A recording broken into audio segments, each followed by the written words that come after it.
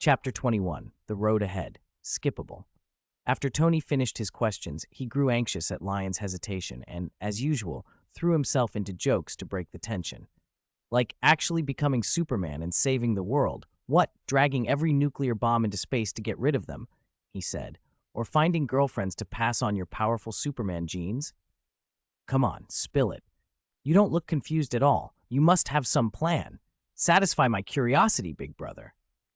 Tony coached him like a goading older sibling. If I had that power, I'd date 10 cover girls in one night, then fly off the Earth to the rest of the solar system to hunt for aliens. Hopefully some alien beauties show up. Lion laughed. This was exactly the kind of nonsense Tony would pull. There probably aren't any beauties out there, he said. Just xenomorph facehuggers waiting for you. He played along.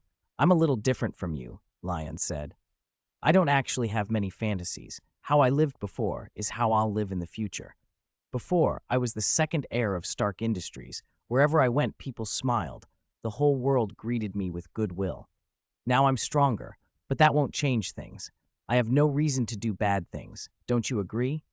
That's well put, kid, Tony said, nodding, plainly relieved. Look at my cub growing up.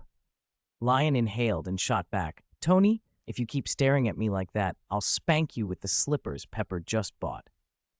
I'm your younger brother, he added. Don't treat me like your son, okay? Tony pretended to be offended. Lion, you're always so sensitive. Come on, maybe a toast will make you feel like a proper my lord. You talk like that, and you expect me to be the lord? Lion clinked his glass against Tony's, but didn't take the bait. He continued, I haven't finished. I won't change my daily life, but I'm going to start down another path. What path? Tony sat up abruptly, splashing wine. The path of pursuing strength? Lion drained his glass. Yes. Tony was incredulous. But you're already strong enough. There's no kryptonite in this world. No one you can't defeat. Why get stronger? There isn't now, Lion said with a smile, but there might be later. So how are you going to get stronger? More sunbathing? Tony teased. Lion shook his head. Of course I'll keep sunbathing, but there's a limit to what that alone can do. I'm going to improve my strength on multiple fronts. Learn some magic, study qigong, and pick up scientific knowledge, he said. And when I've learned enough, maybe I can push the body's limits by studying genes. The moonlight shimmered on the water as Lion lightly clenched his fist. Study genes?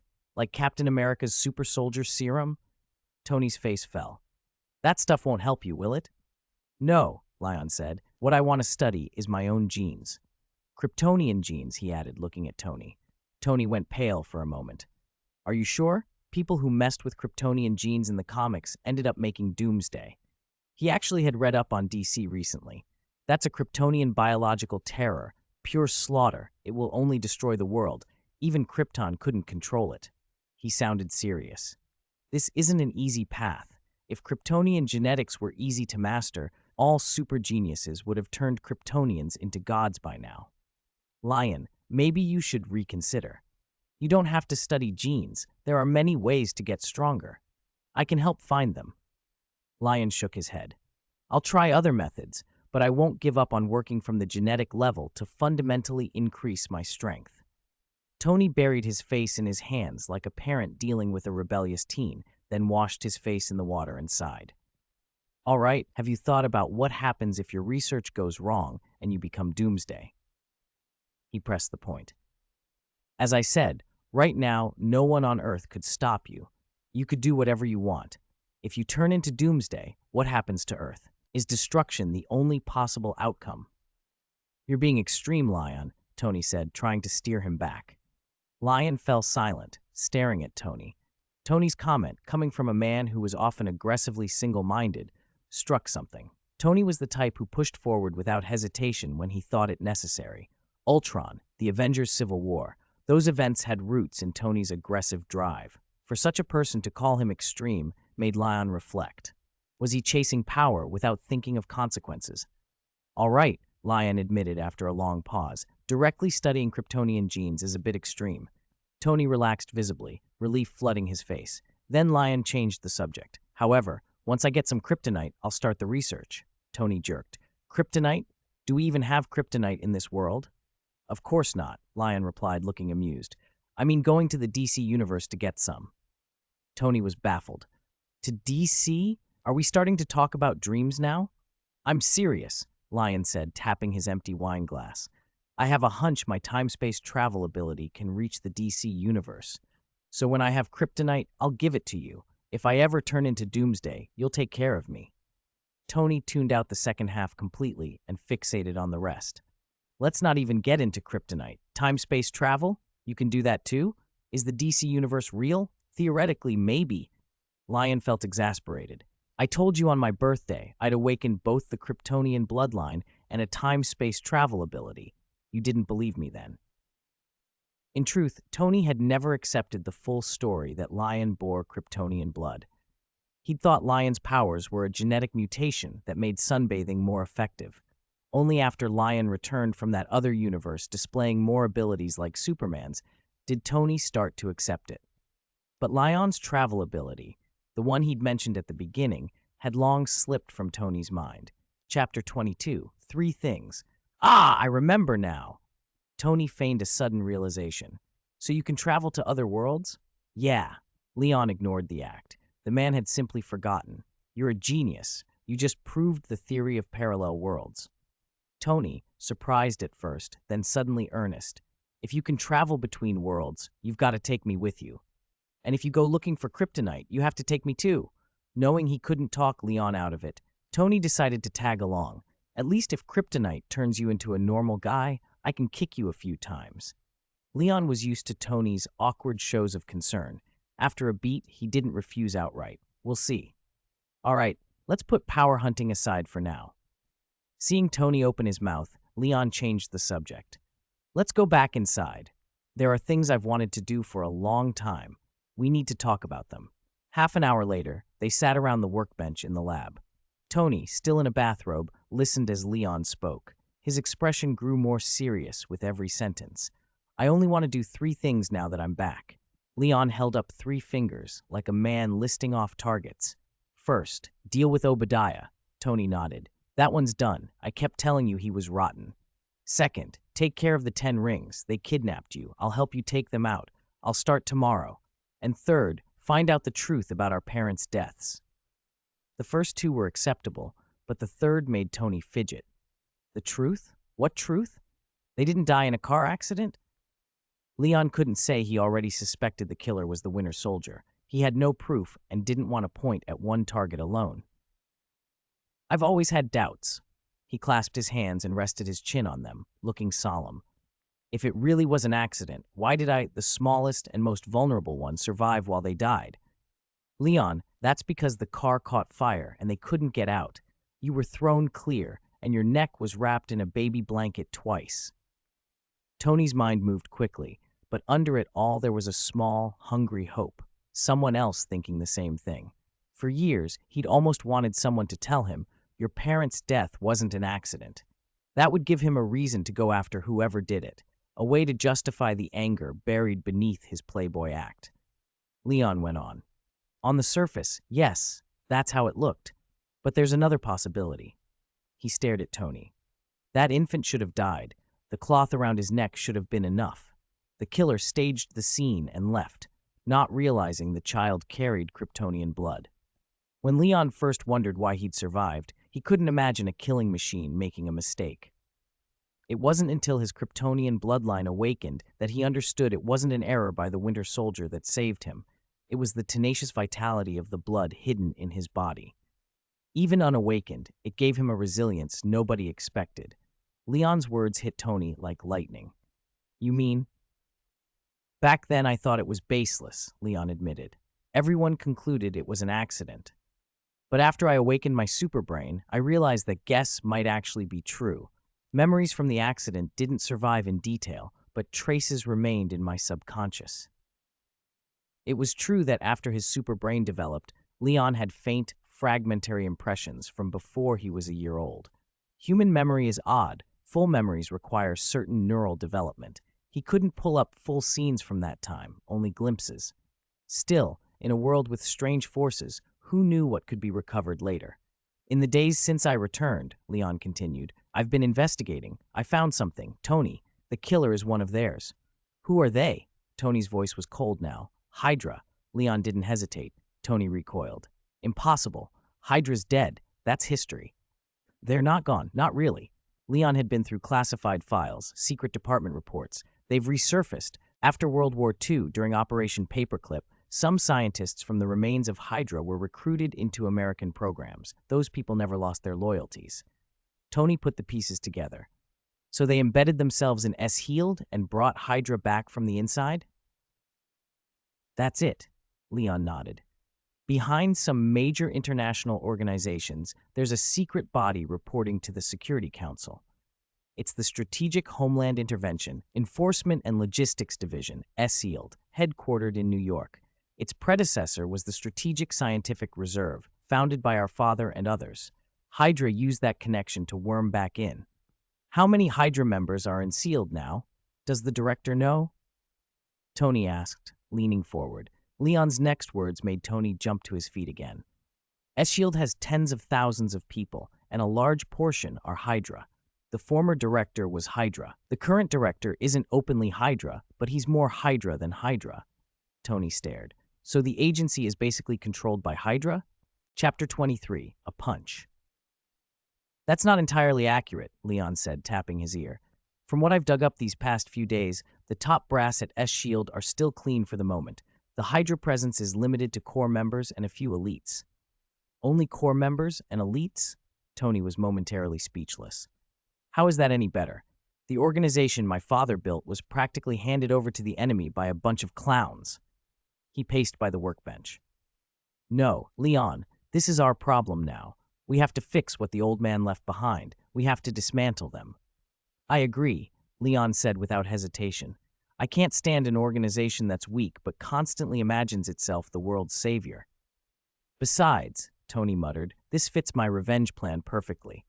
Leon waved his hand at the holographic projector. Director Fury's face appeared, then a file package materialized. Director Fury wants control of the world's security issues. He's obsessed with it, almost Hydra-like in his desire for power. Sounds Hydra-ish. Why isn't he in Hydra? Tony asked.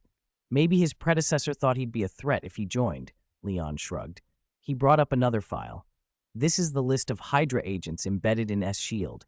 I've compiled everything, names, locations, records. It's all here. You're going to get this to Fury? Tony said. You'll figure out how to get it to him in a way that sparks internal chaos, Leon said. Don't have Jarvis send it directly. They'll trace it back. And when they're in enough disarray, we release everything to the public and expose Hydra completely. At that point, the world will turn against them. We'll use the chaos to dig up the truth about our parents' deaths, every scrap of evidence, every suspect. Leon smiled without warmth. And during all that, I'll make sure the world sees my power. How? Tony blinked. You mean, like force them to attack you with intercontinental missiles, hydrogen bombs, whatever they have, and then take a missile and punch a military base into rubble? Leon poured a glass of water. Exactly. If I can take a missile head-on and then collapse a fortified base with a single strike, it proves both my defense and offensive capabilities. It shows I have no mercy when I decide to hit back.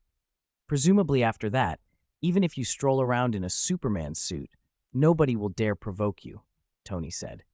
You think it's risky? Leon shrugged. I'm not in a hurry to die.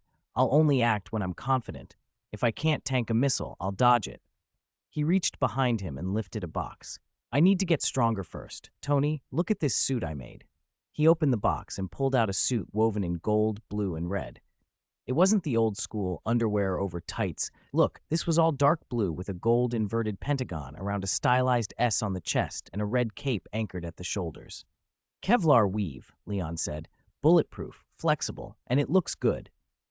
Despite himself, Tony grinned. Nice. I'm glad you skipped the over the tights thing. And that S, doesn't it stand for hope? No, Leon said, flicking the S with a finger.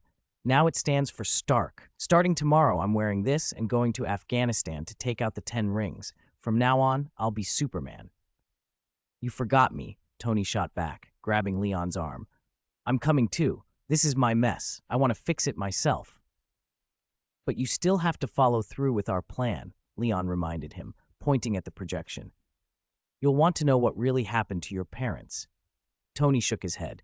That doesn't stop me from flying halfway across the world to beat up some thugs while I dig around for answers.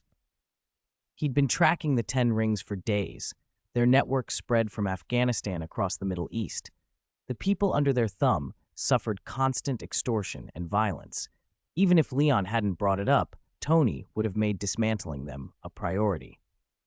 Be careful with the S-shield angle, Leon warned. In the early stages, try not to let anything trace back to us. That would be a headache we don't need. Understood. Tony glanced at Fury's face in the projection and asked, "Why don't you just hit Hydra's bases directly? You can find them, can't you?" Leon shook his head. Hydra's leaders have official identities in many countries. Their bases belong to those people. If I attack outright, public opinion can be twisted. I could be labeled a dictator or a warmonger. I'm not scared of that, he added. At worst, I'd act a few more times, but if trouble can be avoided with a bit of planning, why rush into it? Tony nodded. I knew you hated being passive. Leon ignored the jab. That's why I want to make a spectacle. Eventually, my identity will be exposed and every force will test me. If they're hostile, I can't just tolerate it. If I start attacking them, they'll retaliate to defend their honor or avenge their people. In the end, I could be forced into wiping out most of the world's armed forces before I get any peace. So if I'm going to fight any of them anyway, he went on, I might as well orchestrate it, create a global enemy, then show all the power that will make them fear me. Tony applauded. Smart. You made the right call, Leon. Thanks, Leon said, putting the suit back in the box.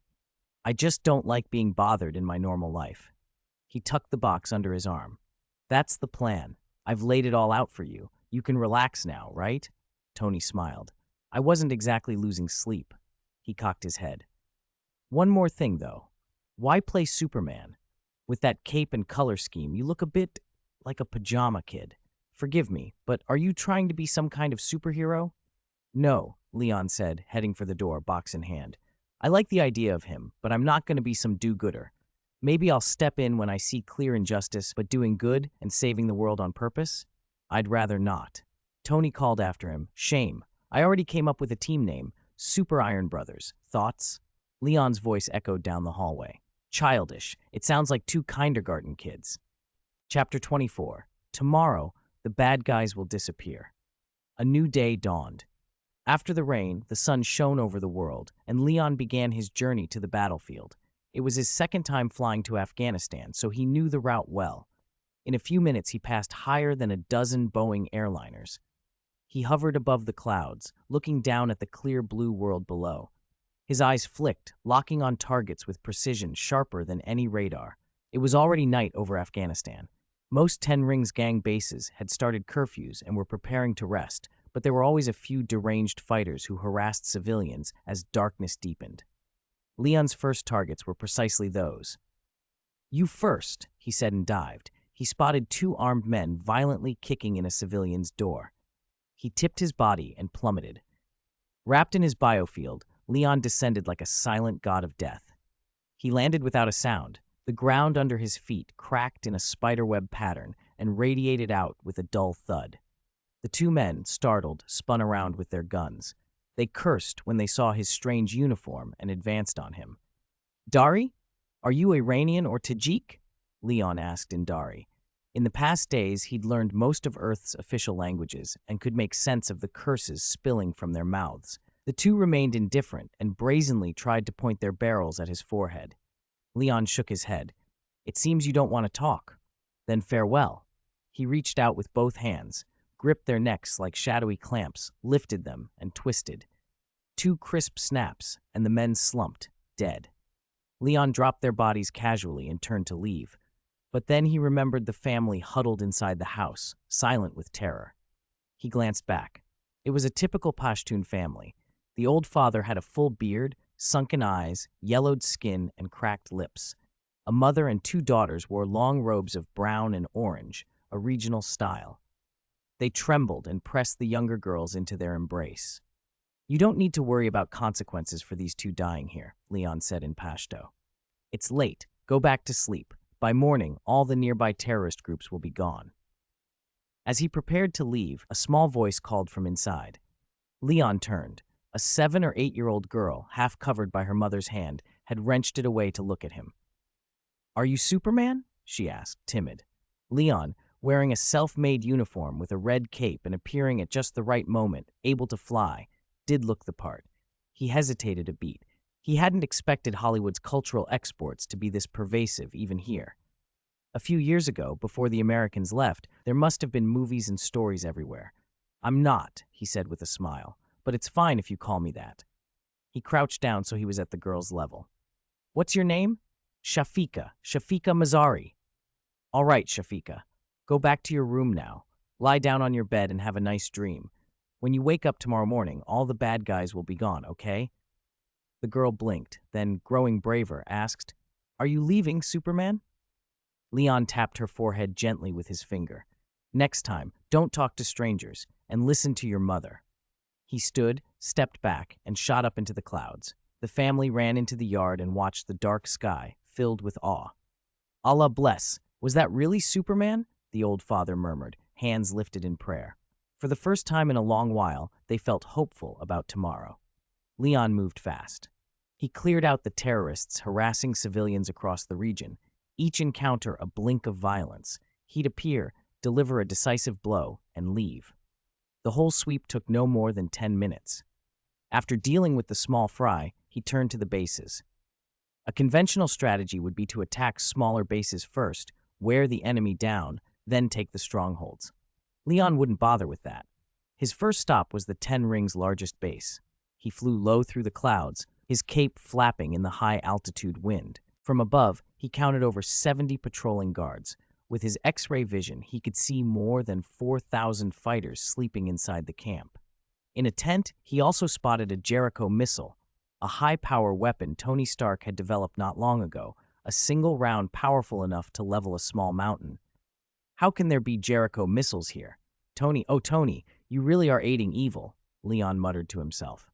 Then he took out his phone.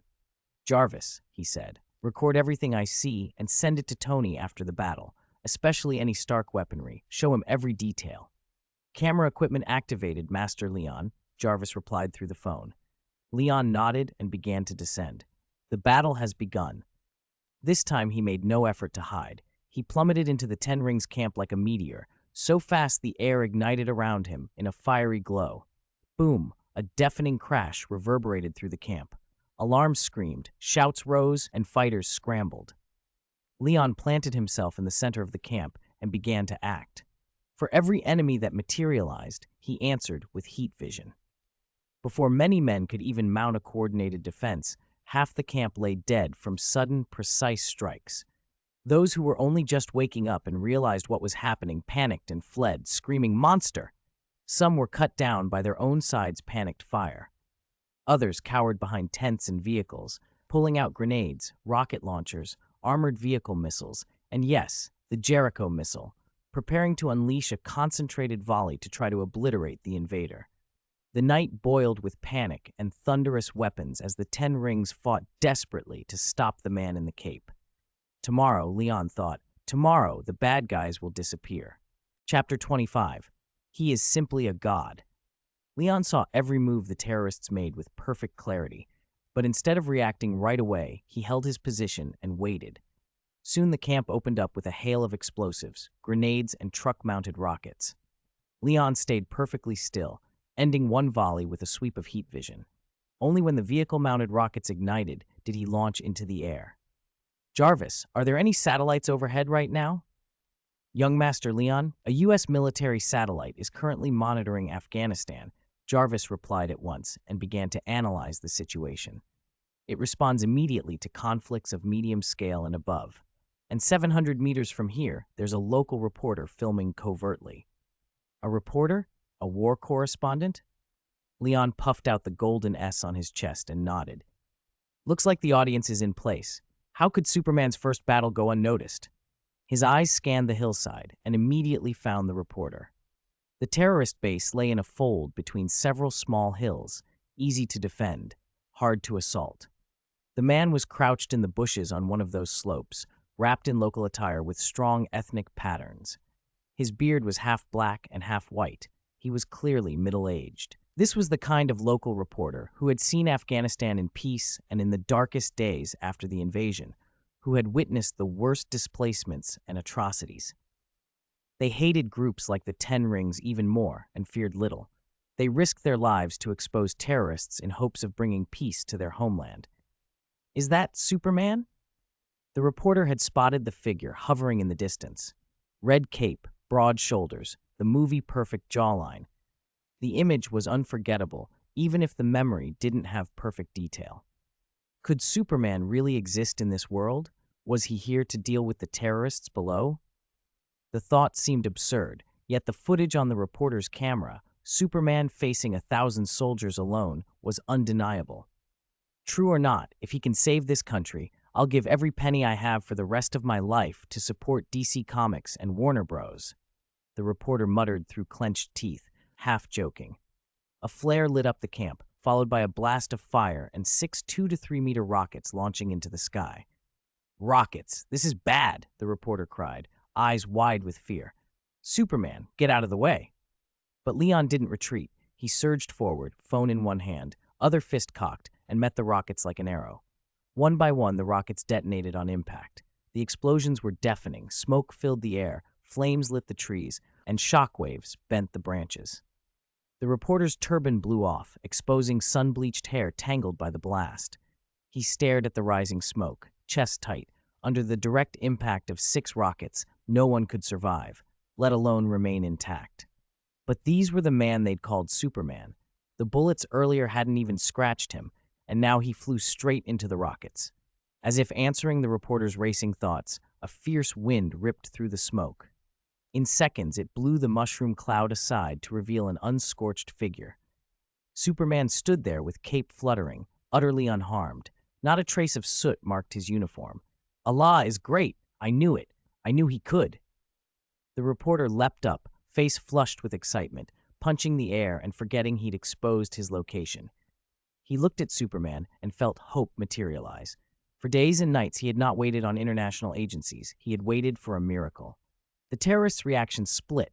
Some shouted in awe while others screamed, "Monster! It's a monster!" Shots rang out as panicked men turned on deserters or anyone who tried to run. Leon hovered, intrigued. Oh, they finally brought out the Jericho missiles. They're planning to take us all with them. The Jericho was a devastating weapon, saturation munitions designed to shower an area of up to 2 kilometers with submunitions on detonation. Bringing Jericho so close meant the terrorists meant to die together with anyone who attacked them. Leon's expression turned amused. Good. I haven't seen what Tony's masterpiece can do with my own eyes. Finally, I get a first-hand look. Jarvis, make sure you record everything and send it to Tony. Ask him how he can sleep at night, Leon said lightly. Recording now, young Master Leon, Jarvis replied, unfailingly efficient. Minutes later, the terrorists rolled the Jericho onto open ground and fired 3 missiles at once, exhausting the base's stock. The rockets sped toward their target, then fragmented in midair into dozens, maybe hundreds of smaller warheads. Dozens of trajectories cut off every escape route. No blind spot, no safe corridor. Tony's design was brutal. As expected from Tony, Leon murmured. Then a thought crossed his face, and he glanced toward the hillside where the reporter hid. I have to step away for a moment. He vanished into the ring of submunitions. In a blink, he reappeared beside the reporter, plucked him out of the bushes, and in another heartbeat deposited him on a hill 3 kilometers away. The reporter barely had time to gasp before Leon was back at the center of the incoming barrage. No need to worry. I'm back. It shouldn't be too late, Leon muttered, watching the swarm of submunitions converge. The fragmenting missiles closed in with terrifying speed. Leon didn't want his carefully crafted suit to be nicked by shrapnel, so he struck out, rapid, precise, relentless. Hundreds of afterimages of his fists blurred outward in every direction, like countless hands flung from him. In an instant, he detonated the incoming warheads all at once. The explosion that followed dwarfed the previous blasts. The sky seemed to tear as a towering fireball rose, smoke streaming into the heavens. Shockwaves ripped across the hills, trees sheared, and mountains groaned. 3 kilometers away, the reporter's view blurred. The force of the blast threw him to the ground. He rolled, coughed, scrambled up, clutching his torn clothes as the mushroom cloud climbed into the sky. From that distance, the heat still singed his face. What kind of rocket was that? How could it be so destructive? He repeated, voice hoarse. He remembered the missiles breaking into dozens of smaller warheads, an unimaginable weapon if used against any local defense force. And Superman, where is he? He saved me just now. The reporter sank against a tree, watching the mushroom cloud with stunned devotion. He knew I was hiding there. He saved me. He's such a good man. No, maybe he went back to finish the missiles. A gust of wind shredded the smoke, and the crowd of dust and ash revealed the figure again, unharmed, cape flowing. The reporter pressed both hands to his mouth. My God, he's practically a god, he whispered, eyes shining as he stared. Chapter 26. This is Superman. A dark shape hovered in the sky and stayed there for a long, silent moment. Below him, the raging fires that had swept across the mountains and plains had been snuffed out by his hands. Now only scattered embers remained, as sparse as starlight. Following forest fire protocol, Leon methodically checked the area and stamped out every last spark. He looked down at the Ten Rings gang base, reduced to smoking ruin, and slowly scanned the surroundings. To the middle-aged reporter watching from the ground, those measured movements were the unmistakable proof of a righteous guardian making sure no evildoer had escaped. The damn Ten Rings did all kinds of evil. Now it's over. Superman is here. Now we have hope. Superman is here, and we'll have peace. The man trembled, tears of relief and joy welling in his eyes. He felt as if a god were standing above him.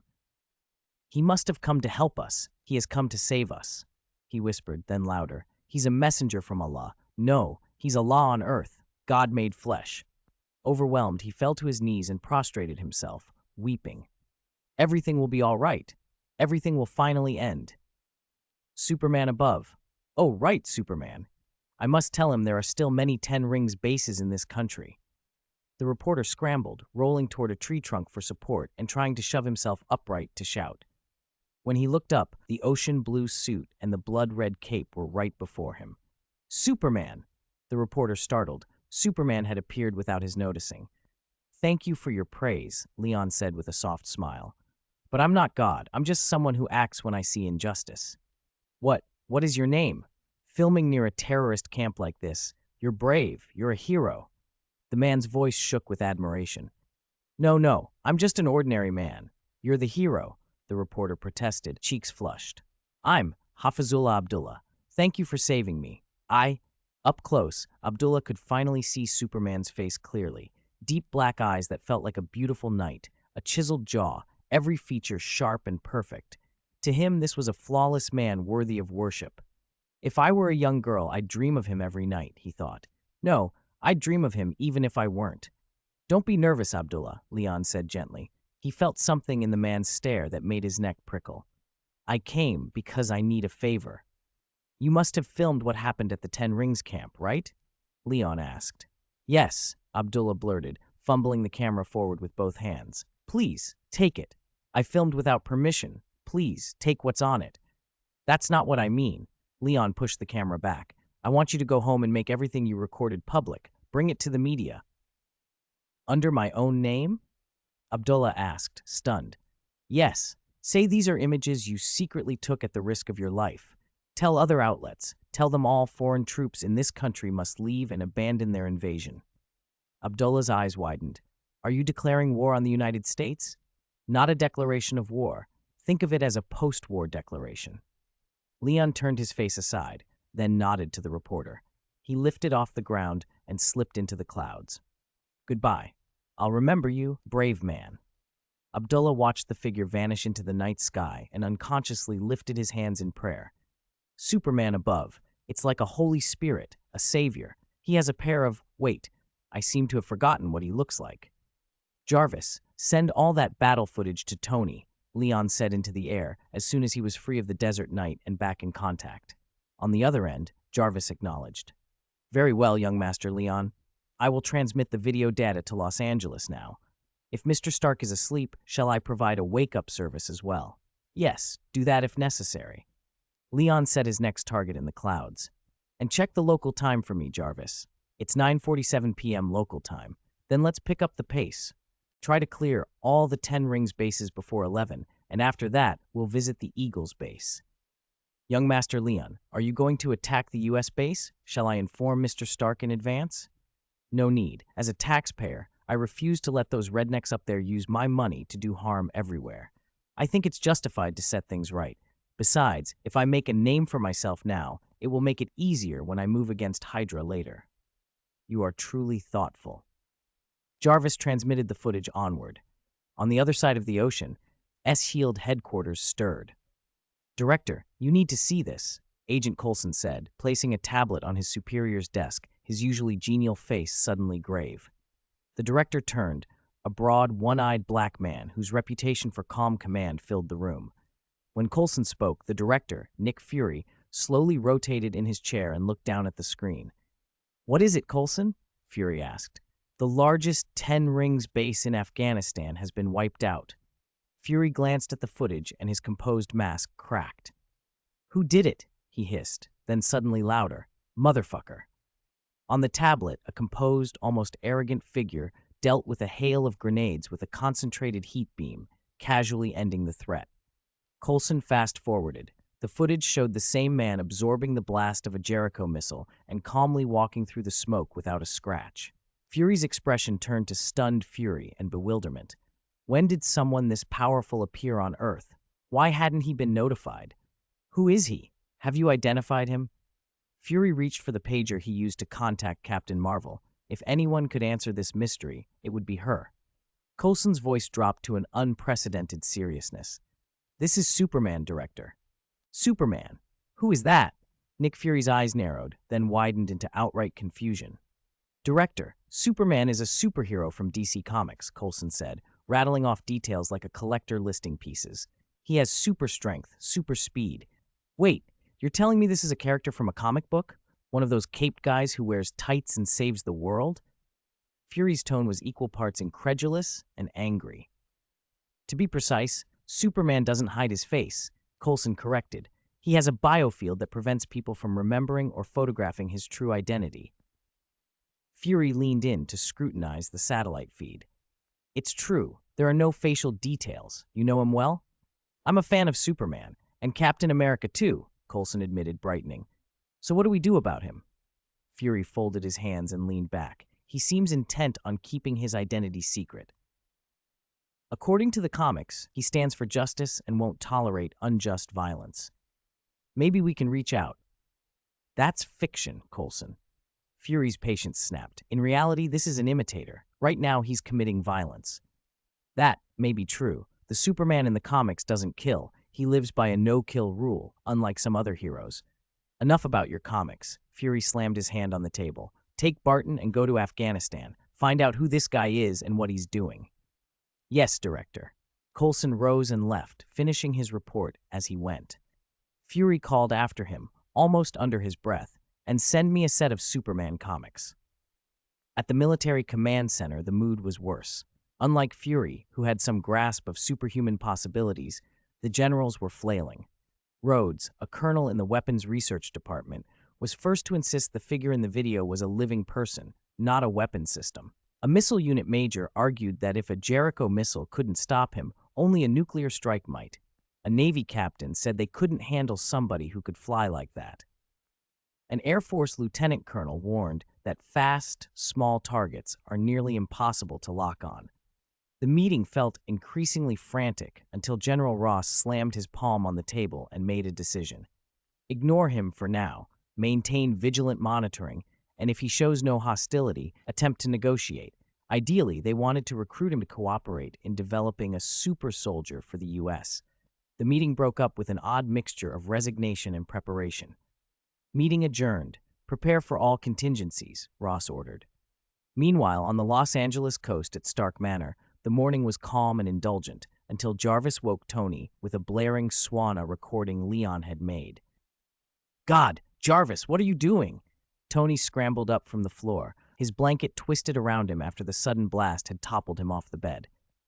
Sir, Master Leon instructed me to wake you and play this video, Jarvis replied, projecting the footage Leon had shot into the air. On screen, tens of thousands of rounds erupted at once. Grenades turned the ground into a blanket of fire, and vehicle-mounted missiles and a Jericho missile streaked by. Explosions layered on explosions until the feed left Tony momentarily frozen. He didn't have time to worry about Leon, who was visible in the footage facing down those weapons before the video ended. "What is this? A promo Leon made overnight? Where is he now?" Tony demanded. "Master Leon is currently eliminating the 10 rings in Afghanistan, sir. He recorded that footage for you 10 minutes ago." "He's in the Middle East? When did he leave? It's only—" Tony glanced at the sun and then at the clock. "Oh, it's 10 o'clock. He rewound the clip and watched more closely, jaw tightening. "Most of those are Stark weapons. Why is a Jericho missile at a 10 rings base?" Tony's face froze. His cheeks trembled despite his neutral expression. "I only sold those missiles to the military. Where did they get them?" "The military?" "Obadiah." "Sir, only one batch of Jericho missiles has been produced so far. The batch you sold," Jarvis said. Tony didn't answer for a beat. He shoved on a shirt, then pushed the door. "Jarvis, control Leon's suit remotely and get me into the Middle East. Afghanistan." "Understood, sir. Also, do you think you'll be able to sleep tonight?"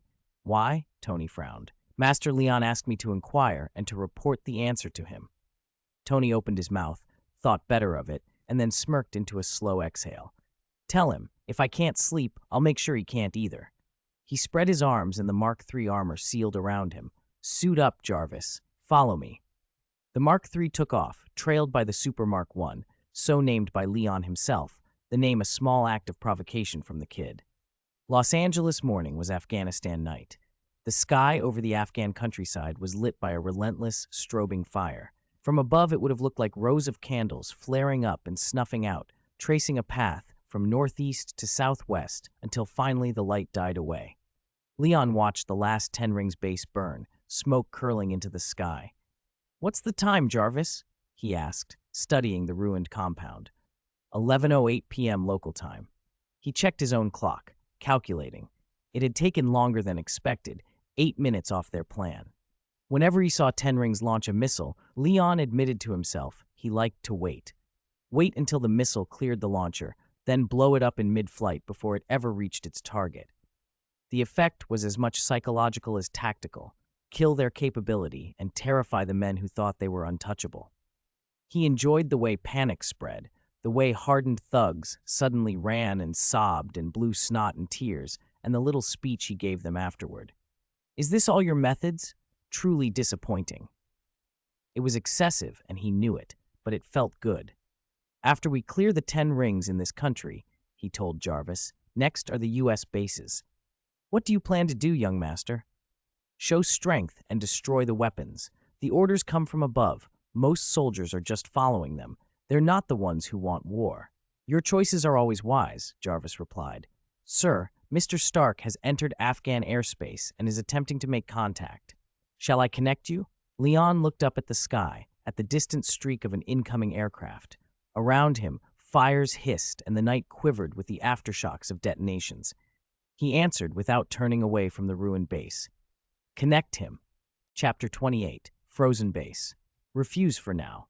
Tell him I'm busy, and if he wants revenge, he can fly west and find the 10 rings elsewhere." Leon headed for the nearest Eagle Faction military base. There were 7 such bases in and around Afghanistan then. In the years to come, the number would swell to 19. With so many installations in a small, backward country, the Eagle Faction's true motives were obvious, their imperial ambitions laid bare. Leon had originally planned only to take care of the 10 rings on this trip and deal with other problems later. But the little girl he'd run into that night changed his mind. Since he was here at midnight anyway, not doing anything more would have felt like betraying the life he remembered. The Eagle Faction in this world wasn't exactly the same as in his past life, but that didn't stop him from wanting to clip the claws of this white-headed eagle. As he descended over the base, anti-aircraft alarms screamed through the barracks. These soldiers were well-trained, more alert and efficient than the terrorists he'd dealt with before. Before Leon made a move, machine guns were already trained on him. The base's external comms boomed a threat. "Intruder, land now, stop where you are, or we will open fire." The tone, the rapidly assembling troops, the muzzles all pointed at him. Leon sneered. He hadn't even considered talking it out. When dealing with brigands, the only language that mattered was force. He drew in a breath, then exhaled a freezing cold gale. He would use his freezing breath. A fierce wind rose with a hiss. Bone-chilling cold swept every corner of the base. Ice spread in layers, quickly climbing the exteriors like vines, invading interiors and seizing weapons and ammunition. The soldiers on the ground were not spared. They froze into statues, though the ice on their bodies was thin. Within moments, the whole base looked like a crystal frost castle from a fairy tale. Leon stopped, satisfied. He raised his fist and struck the base wall. The punch felt faint, almost ticklish, and yet a web of fine cracks radiated from the point of impact, racing across the structure. When the cracks reached a critical density, the wall beneath his fist collapsed, shattered into a heap of frozen rubble. That break was the first domino. Surrounding walls, already made brittle by the cold, could not take the transmitted stress. One after another, buildings began to crumble. The sound of collapse was not dull. It rang with the tinkling of ice, shards chiming like thousands of jade pieces breaking, like a choir of phoenixes singing. Soon the entire complex lay in ruins, jagged fragments reflecting the moonlight through glassy coatings of ice. Leon landed on the wreckage, his boots crunched on the shards. Before him were the only remaining living things from the base, the Eagle faction soldiers. Thousands lay unconscious in thin layers of ice. They would certainly suffer later, but for now, their lives were intact. Leon's control was surgical. He had demolished infrastructure, weapons, and ammunition without seriously hurting a single soldier. Any hidden injuries were deliberate. A minor punishment meant as a warning. "Asking for trouble," he murmured, and his eyes flashed red as heat rays lanced out. Those rays, capable of exceeding the surface temperature of the sun, swept across the frozen soldiers and melted them, precisely just enough to thaw them without incineration. "Who? It's freezing!" The soldiers gasped as they collapsed, hugging themselves and rubbing to generate heat. He's Superman! There's a Superman in this world? Did we just provoke Superman?"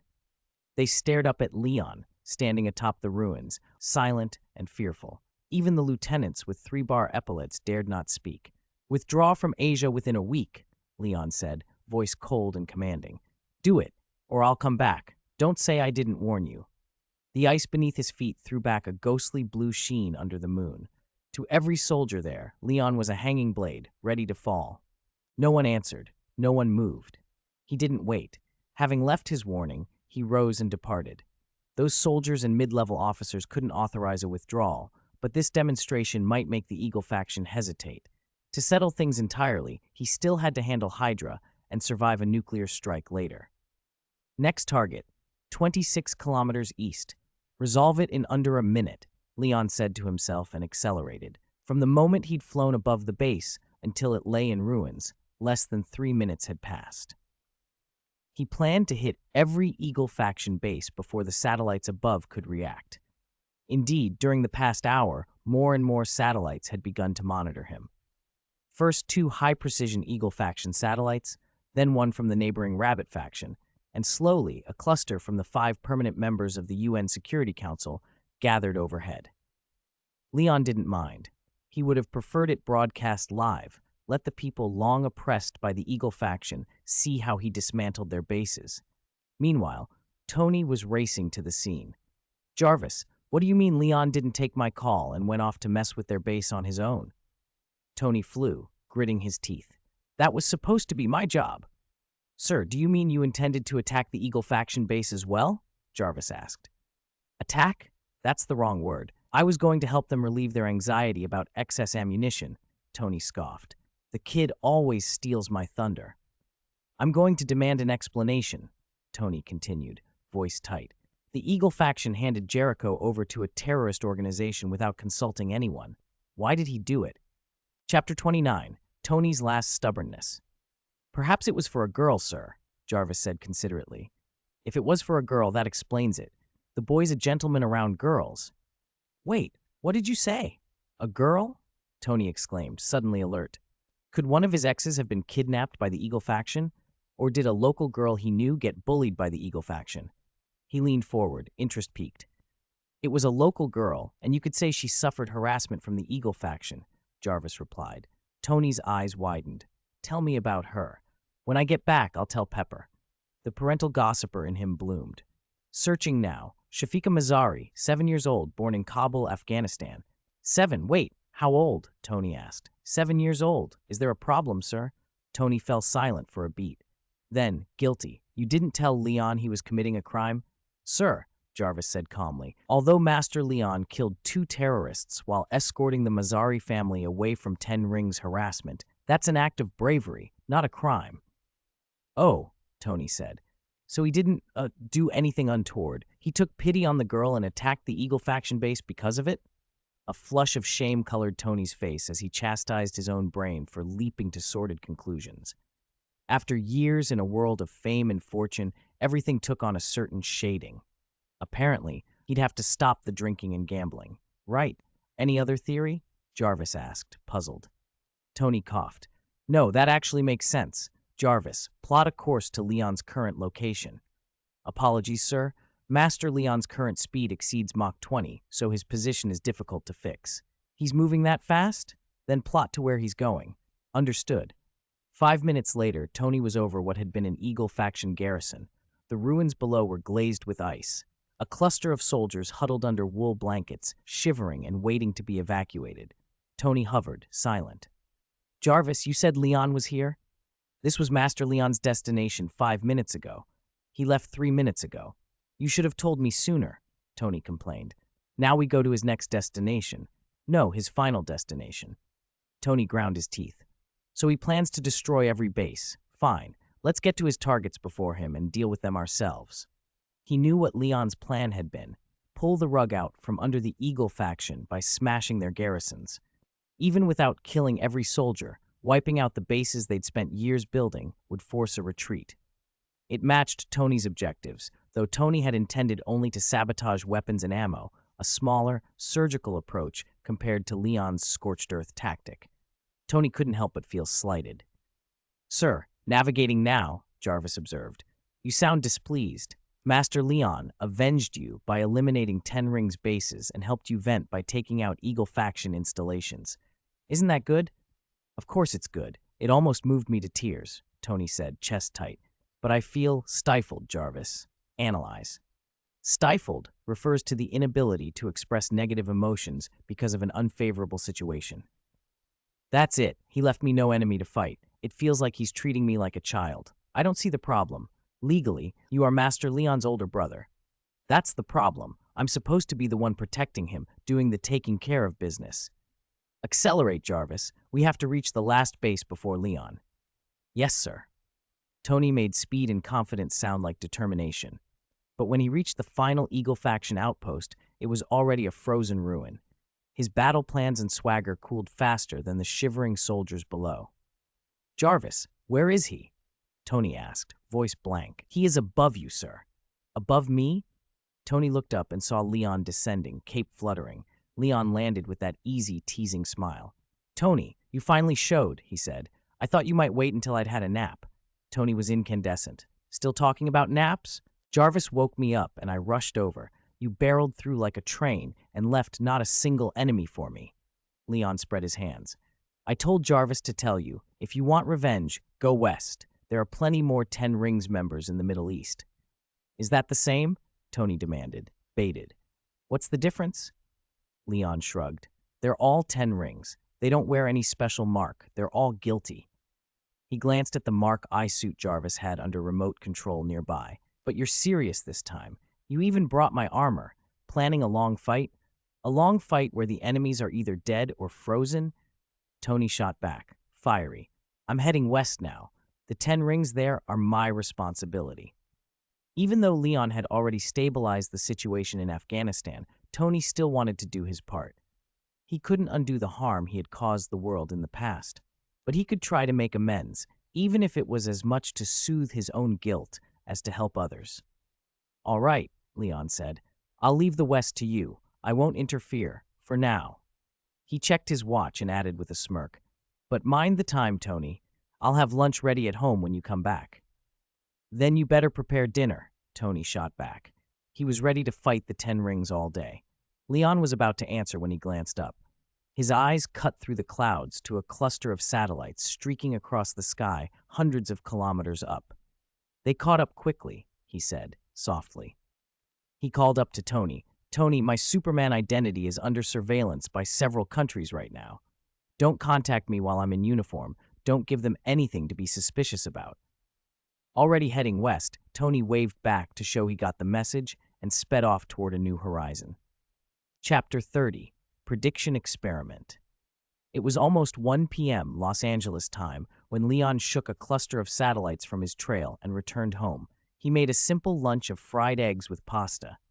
Tony, as he'd said, didn't return until dinner after tangling with the 10 rings. As usual, Leon tested his thrust once in the underground room, then flew into space to sunbathe. He and Tony had worked out an experiment to estimate the upper limit of Leon's Kryptonian growth. Each day, Leon would test his thrust before going into space, sunbathe for a fixed period, then test again afterward. They would repeat that routine for a month with the same sunbathing duration each time. Using Jarvis to collate the data, they could build a rough model to project how far his physical augmentation might go. Leon agreed readily.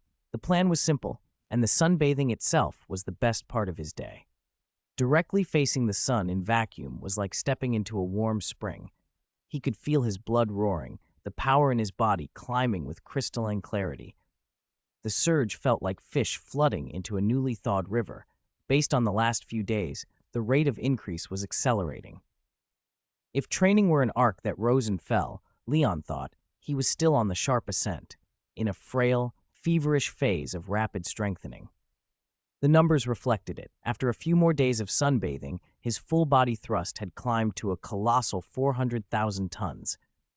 Each minute under that light felt like a hit of pure joy. Beep, beep, Jarvis's tone signaled the end of the session. Leon reluctantly opened his eyes, detached from the manned craft he used for sunbathing, and prepared to head home. The small spacecraft had become his daily perch in orbit, useful not only for comfort, but to keep him from being too obvious. Sunbathing naked in space would draw the attention of every surveillance satellite, and he'd be ringed by a flock of cameras like an exhibit in a zoo. Back on Earth, after completing a set of thrust tests, Jarvis spoke up. Young Master Leon, Mr. Stark is being pursued by an Eagle faction flight formation on his return. Would you like to assist? Tony's being pursued? Where? Leon asked. In the midsection of the West Coast mountain range. Leon's smile tilted into schadenfreude. He remembered being chased by reconnaissance planes in that area before. Tony must have flown from the East Pacific into California and been picked up by military airspace satellites. What's his condition? Leon asked. Not optimistic, Jarvis answered, projecting the incoming footage. The clip was Stark's helmet cam. One after another, service fighters peeled from the clouds. Dozens of jets packed the frame, enough to form a small strike group. Leon heard Tony curse, then the view flipped as he tried to evade. Machine gun tracers stitched past, and the recording shuddered under bursts of fire.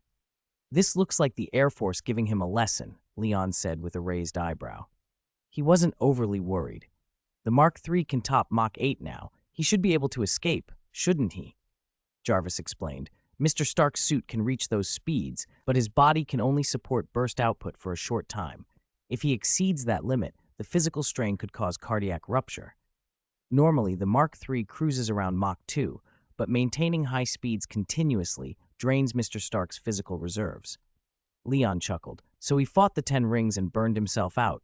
He can't accelerate anymore. You are correct, Jarvis confirmed. Mr. Stark only transmitted this video. He did not request assistance. Leon's grin widened. That stubborn idiot. Still, I can't ignore him. He's my friend. He tossed a comment to Jarvis with a wink that the AI didn't register. Help me prep the Mark II. I'll give Tony a proper lesson. Aren't you wearing the Superman suit? The iron armor limits your strength. I know, but the armor makes the point better. Leon wanted the theatrics, to show up and swagger while Tony was in trouble. It was too perfect to pass up. The West Coast mountain range filled the HUD as he locked on. Tony wove through missile locks and missile trails like a storm petrel through gale winds. The gold and red armor flashed through the feed, but the lacquered sheen had gone mostly black from soot. Bullet holes and scratches peppered the plating. It looked like a spit-roasted skewer fresh off the grill. "Look at our Uncle Tony being picked on," Leon muttered, heading for the garage. No time to mourn. The hero Leon saves the day. At the same time, in a military command center, the same group of high-ranking officers who'd met earlier to discuss the so-called Afghanistan Superman were gathered again. They watched the satellite feed of the damaged armor on the projection screen. The fighters on screen had just missed hitting the gold and red suit with a missile. The figure staggered and corrected course, while a blue and red suit stayed nearby, providing cover. "They are not Superman," Rhodes concluded, eyes on the screen. "Those are exoskeleton suits, humanoid combat rigs. If it were Superman, he'd have torn our formation apart." When the two armors crossed the border, the monitoring soldiers assumed it was Superman and immediately hit the emergency button. That triggered the dispatch of an elite flight formation, more than a dozen fighter jets. "Where did this thing come from?" "Rhodes, did you just say just?" An Air Force lieutenant colonel snapped, slapping the table. "These two machines held one of our formations in place, and you still call them just exoskeleton mecha?" Rhodes rubbed his face. "I'm comparing them to Superman. I work in the weapons research department. Of course I know what this means." "They shouldn't be called just anything," the colonel shot back. "Look at the technology on them. Unknown high-power stable energy source, ultra-high-strength precision alloys, an incredible anti-gravity system, and a highly efficient energy transmission network." Rhodes ticked off items. "These technologies are at least 10 years ahead of us. If we had this, the Pentagon could start planning world domination tomorrow." "What I don't understand is why someone would use tech like this to make a man-sized fighting suit," another officer muttered. "It's like protecting a person with a squadron of tanks and then sending him into hand-to-hand combat.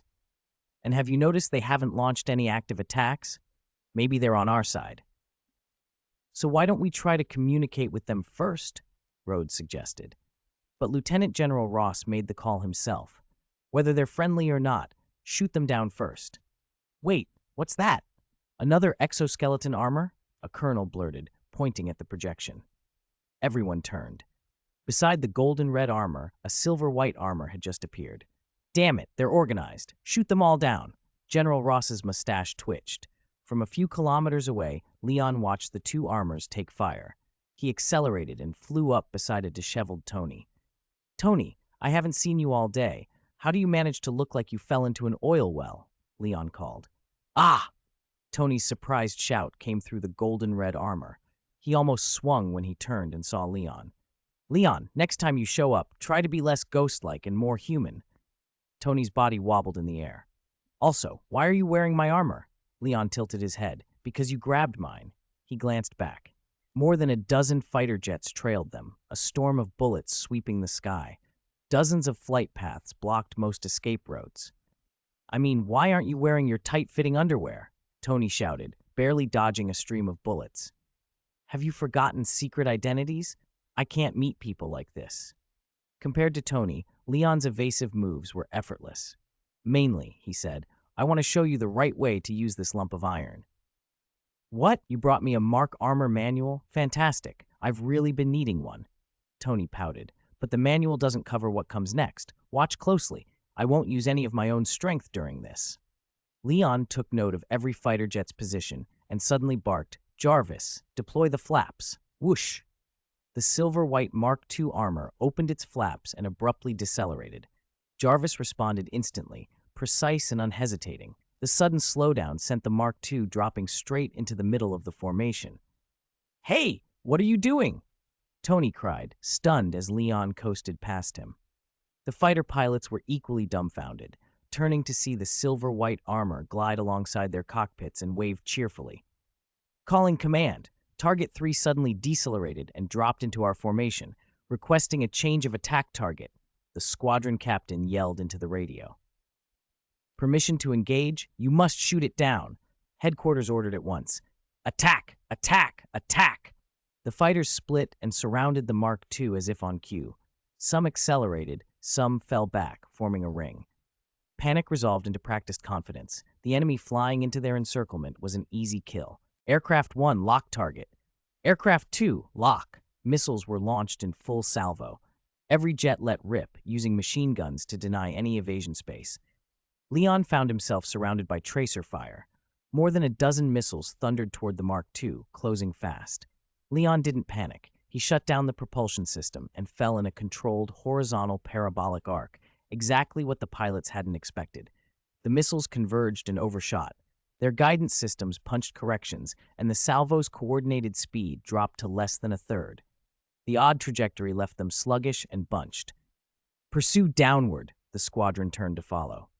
Jarvis, activate intelligent locking system, Leon said. He refused to use X-ray vision or super strength. He wanted to rely entirely on the Mark II systems. On the helmet HUD, Jarvis rapidly plotted each missile's trajectory and velocity. Very good, Leon murmured. He began accelerating backward, keeping his speed just under the approaching missile formation. When they were nearly on him, he shifted position with a tiny sudden change. Throttle down, then a burst forward. With a metallic clang, he latched onto the side of a missile. Jarvis, use electric current to adhere to the missile casing. Shield electromagnetic signals so we don't trigger the fuse sensors, Leon ordered. At the same time, he throttled the ankle-mounted thrusters into overdrive. The Mark II accelerated, holding on to the missile as if it were a tow line. The suit's current hugged the missile's casing. Jarvis kept emissions low, and the sensors fooled. The missile, now effectively riding the Mark II's output, tore ahead with Leon in tow. The silver-white Mark armor and the military green missile seemed to fuse together. They surged forward in unison, pulling briefly ahead of the other missiles and tracing a huge arc across the sky. By then, the remaining missiles were beginning to lose lock, scattering instead of homing in like a swarm. That scattering meant they were about to detonate. Leon timed it in his head, eased his grip, and slid off the side of the missile he'd been guiding. 3, 2, 1. Boom! He accelerated away. A thunderous explosion rocked the air behind him. Several missiles slammed into the missile he had been controlling and detonated prematurely. The shockwave shoved the surrounding airflow aside and set off the nearby stray warheads. Fire and light lanced over the West Coast mountains. A rolling, choking column of smoke stretched nearly a kilometer across. The pilots in the fighter squadron gaped. How had the Mark II slipped the missile so cleanly? They had no time to ponder. The dense smoke from dozens of simultaneous detonations swallowed the squadron, shredding visibility even at high altitude. Target lost. Repeat, target lost, a captain barked. Get out of the obscured area. Accelerate. Continue pursuit. Do not let the target escape, Command ordered. Instead of running, Leon turned back into the explosion's aftermath. Jarvis, simulate flight trajectories based on the enemy aircraft's heading and speed. The projection on the Mark armor's visor flickered. Dozens of possible paths appeared in the smoke. Leon ran calculations in his head, estimated times, and plunged into the gray. Prepare to turn, Jarvis? A fighter suddenly tore out of the black vapor right in front of the Mark II. The armor kicked into an emergency climb. The jet pilot's eyes widened in terror, then reflex took over. He pulled up, opened his weapons bay, and hammered a trigger. Aircraft 13 has visual on the target. Aircraft 13 has visual. Attack! Attack! The captain shouted. Bullets ripped into the Mark II. Leon's body rocked from the impacts. The pilot in 13 grinned with white-knuckled excitement and shoved his throttles forward. But the Mark II cut again. As the jet tried to follow, another fighter burst out of the smoke directly ahead of it. Fuck! The pilot cursed. He yanked the stick up, but it was too late. The two jets collided. The top of one clipped the belly of the other. At high speed, the friction tore away large parts of both aircraft. One jet instantly belched flame and black smoke as its engines and systems failed. The pilot of Aircraft 13 shoved the stick down, started a descent, hit the ejecting now, and pulled his parachute. Aircraft 13 has crashed. I'm ejecting. The other jet took even worse damage. Its glass cockpit shattered, and the pilot slumped, unconscious. Leon saw it happen, spun the Mark II around, and hauled him out of the cockpit before the falling plane could take him. That quick move kept the pilot from plunging with the crippled jet. Aircraft 13, under his parachute, watched two planes plummet below and radioed desperately. Aircraft 7 collided with me and is going down. No signal from him. He may be under attack. Requesting rescue. Mayday. Mayday. The man who had been shouting for an attack an hour ago was now yelling for help. Within minutes, Leon's heard other aircraft diving from the overcast. Rescue was inbound. He landed, gently set the unconscious pilot down, and then turned toward Los Angeles. "Good luck, buddy," he said, and took to the sky again. Command watched the Mark II recede on satellite feed and could only curse. "Damn it, they got away!" General Ross raged. "Scramble more air teams." "It's too late, General," Rhodes said flatly. "Judging by the accelerations we've seen, we won't catch them." On the coast, Leon met Tony, and they flew back to the seaside villa together. With the Mark armor's speed and range, and with Jarvis watching satellite sweeps, getting home safely wasn't a problem. They took their time. "I didn't use any weapons," Leon said as they cruised. "Like you asked, no direct attacks, no fatalities." "By the way," Leon added with a grin, "after watching that maneuver, do you feel like you learned something?" He wanted Tony's reaction. His whole little demonstration had been for Stark's benefit. He'd followed Tony's instructions strictly, partly because of Tony's connections in the military and the risk of Tony's identity being exposed if things went wrong. He'd even pulled a pilot to safety. Tony was quietly impressed. Jarvis had streamed the whole engagement in real time. Leon's control over speed, timing, and direction was something Tony hadn't expected, not yet. He'd only been getting his own armor off the ground. Watching Leon make the suit feel like an extension of himself was humbling. But Tony couldn't admit that outright. "You did that on your own, right? No external override," Tony prodded. "Absolutely on my own." "Jarvis saw the whole thing," Leon said. "Jarvis?" Tony smirked. On cue, the AI chimed in. "Yes, sir. Young Master Leon operated the Mark armor throughout the entire engagement. All telemetry shows normal parameters." Tony knew it was true. He just liked to be stubborn. "But you knocked down 2 fighters. You didn't resolve it peacefully, so that's still a problem." Leon lifted an eyebrow. "I didn't fire a weapon. I didn't initiate an attack. Can't blame me for their mistakes. You're not as strict with yourself, Tony." Tony threw up his hands. All right, Leon. Consider me impressed, especially since you cooked dinner for me. I'll concede you were better this time." Leon brightened at the compliment. "Keep this up, and you'll be as good as me someday." Tony gaped. "What dinner? I am starving. I'd eat every cheeseburger in Los Angeles." "I didn't make dinner," Leon said. "I just finished the strength test and headed out to rescue our pilot, so no time." "Then let's order takeout," Tony suggested. "Fine." Leon relaxed. "While we're waiting, you should probably give Rhodes a heads up. Tell him the Iron Man who stirred the military up today was you." "Why would I do that?" Tony balked. "That'll blow my cover." "With your style, you're going to be exposed sooner or later," Leon said.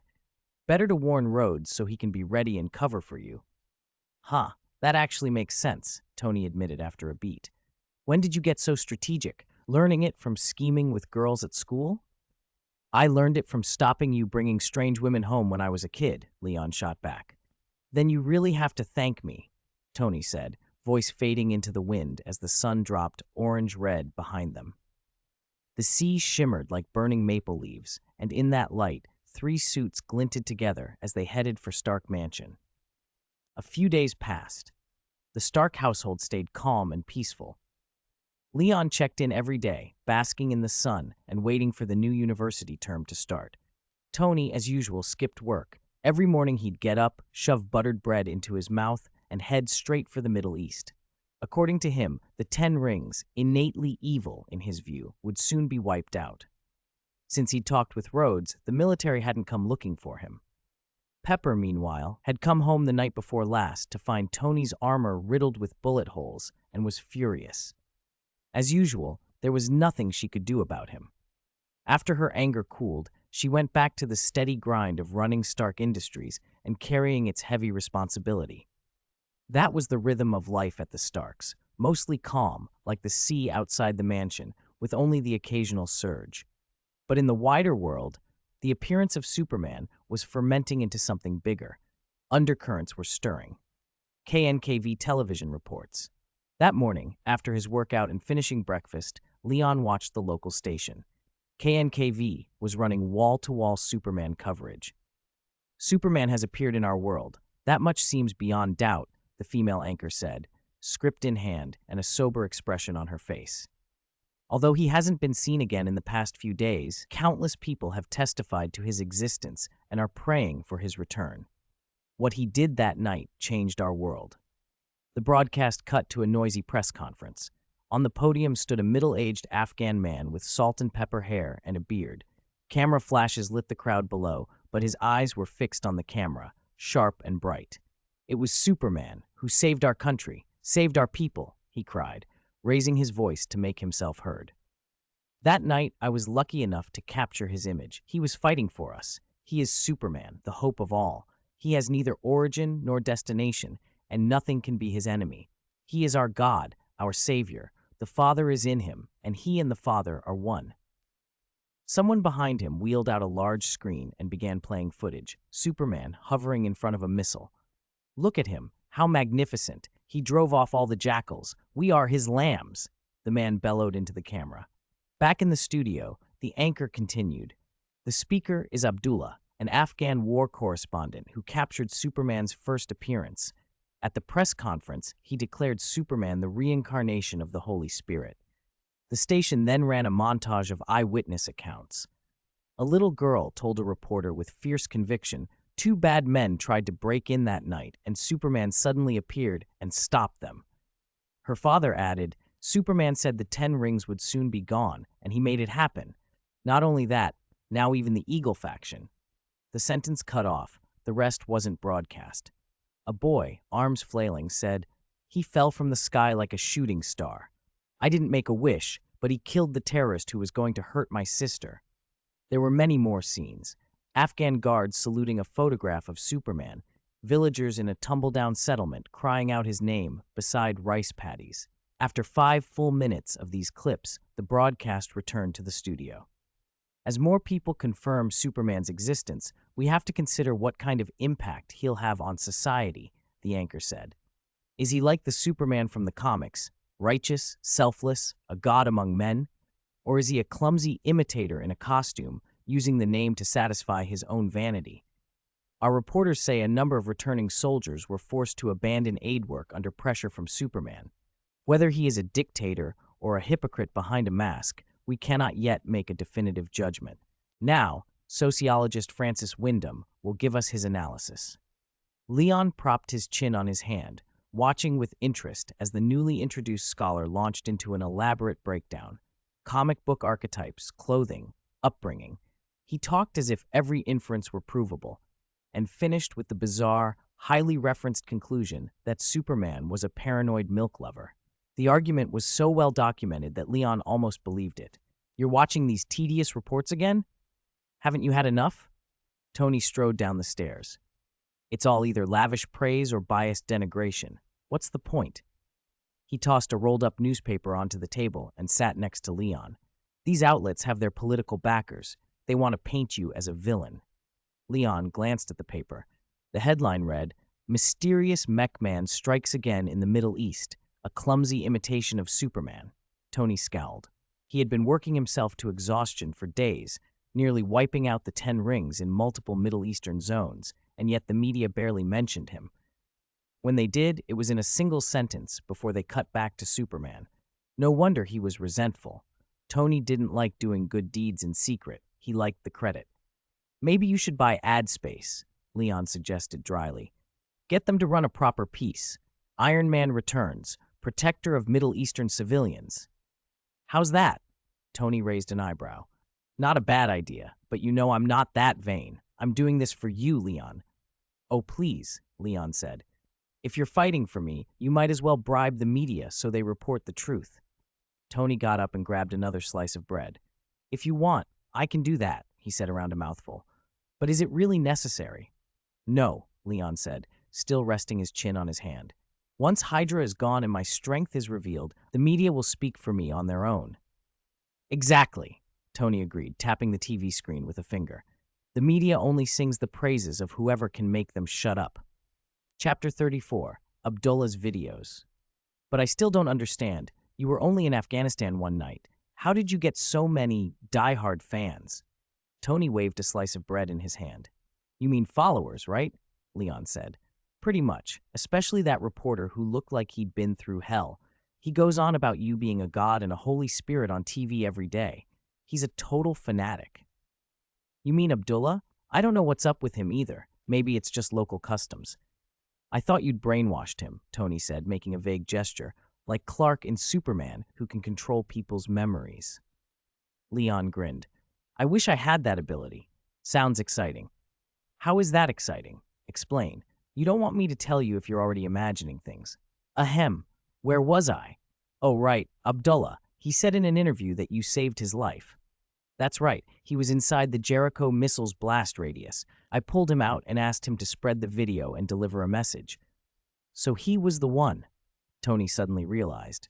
He was in the clip Jarvis sent me. No wonder he looked familiar. You seem pretty interested, Leon observed. Uh-huh. Tony chewed his bread. He said he wanted to thank you by spending all his money buying Warner stock, so I had Pepper acquire Warner. You sure know how to make money. Leon's mouth twitched. Don't say that. The whole world is paying attention to Superman now. After we acquired Warner, Stark Industries stock went up too. Tony finished his bread and began licking his fingers. I'm more curious how you managed to negotiate that acquisition. Everyone's focused on DC. Why would they sell? Tony pulled a napkin and wiped his fingers. Some other financial groups and governments started putting pressure on them, so I seized the opportunity to step in. How did you step in? You don't sell weapons anymore. Do you still have the qualifications to do that? But I sell this now. Tony tapped the arc reactor at his chest. New energy. Everyone wants it. Leon's eyes widened. You revealed your identity? Tony looked around, spun on the spot twice, then held up a hand. Pretty much. Rhodes let it slip. That guy has a public service announcement for a mouth. No secrets stay with him. Leon didn't buy it. Come on. Rhodes is just jokey. If he couldn't keep a secret, could he really work in a sensitive department? I think you're jealous of Superman's popularity and deliberately outed yourself to steal the spotlight, Leon suggested. Tony stopped talking, looked at the ceiling as if busy, patted his chest, and suddenly stood up. I was trying to relieve your pressure. With so many people watching and misunderstanding you, shouldn't someone step forward and set an example? He waved over his shoulder. All right, I'm off. Today's my last day in the Middle East. The 10 rings are finished. Oh, and one more thing. Tony reached the door, then turned back. I've got a press conference tomorrow. Don't forget to attend. Watching Tony go, Leon's brain went into overdrive. Half a minute later, the sound of armor firing up and taking off came from outside. Tony's press conference tomorrow. He's not planning to use it to reveal he's Iron Man, is he? Leon trailed off as the Mark III disappeared into the sky. He'd thought about it a dozen different ways. The debut of Iron Man could be an absolute event. There was a good chance Tony would stand in front of the cameras and say, I am Iron Man. Leon had imagined many motives that might drive Tony to reveal himself, but the idea that Tony would do it just to gain popularity was the last thing he'd expected. This world is really insane, Leon muttered. Whatever. Tony won't die. Let him be. Sunbathing is more important. He tore open his shirt, transformed into Superman in an instant, and shot up toward space. Director Nick Fury had deep, dark circles beneath his already dark eyes, black as coal, like ink spills hanging under each lid. He slammed a report down on his desk and looked up at Agent Coulson. Is this your investigation? Coulson kept his head down. Sorry, Director. Superman hasn't appeared since that day. We haven't found any leads. But the footage that aired on TV, there's a lot of information in it. Coulson handed Fury a tablet. Fury's eyelid twitched at the familiar gesture, then watched as Coulson brought up the video he'd been replaying for days. The clip was in 3 parts. First, Abdullah's footage of Superman intercepting vehicle-mounted missiles and the Jericho missile. Second, Abdullah relaying Superman's message for the Eagle faction. All foreign armies immediately leave the border and abandon the invasion. And third, the reporter's own monologue. An hour of praise, proclaiming Superman's greatness, promoting belief in him, even equating him with God. Fury watched the whole thing. The first segment, Fury knew, was the clearest demonstration yet of Superman's combat performance, and no official satellite had captured the event in full. That made the reporter's video uniquely valuable for assessing Superman's capabilities. When it finished, Fury asked, "What's your read on it?" "Director, based on what he showed, we can say his defensive strength and speed exceed anything we've seen from living beings and even from our weapons," Coulson said carefully. "Whether he's the comic book Superman or not, the safest immediate approach is to befriend him and stabilize his emotions." Fury rubbed his pager between his fingers. "And his personality? Is he extreme? Arrogant? Do we need to suppress him?" "Suppress him?" Coulson looked startled. "With all due respect, Director, we don't have the means." Fury glanced at the pager and then at Coulson. "My point is, if we did, would it be necessary?" Chapter 35, Female Agent Under the Bed. Coulson didn't answer right away. He thought for a few seconds, then said carefully, "I don't think we need to suppress Superman." "Why not?" Fury stared at the live feed of Leon, unscathed in the middle of a raging inferno. "He's only shown up once, and he demolished the Eagle faction base. He forced them to retreat." Coulson explained what he'd observed. But he didn't hurt any civilians. His intent was clear. He even helped people who were being bullied. Everyone who came into contact with him has a very favorable impression. They're grateful. So taking everything into account, he behaves more like a benefactor or an arbiter with a consistent moral code. Coulson shook his head.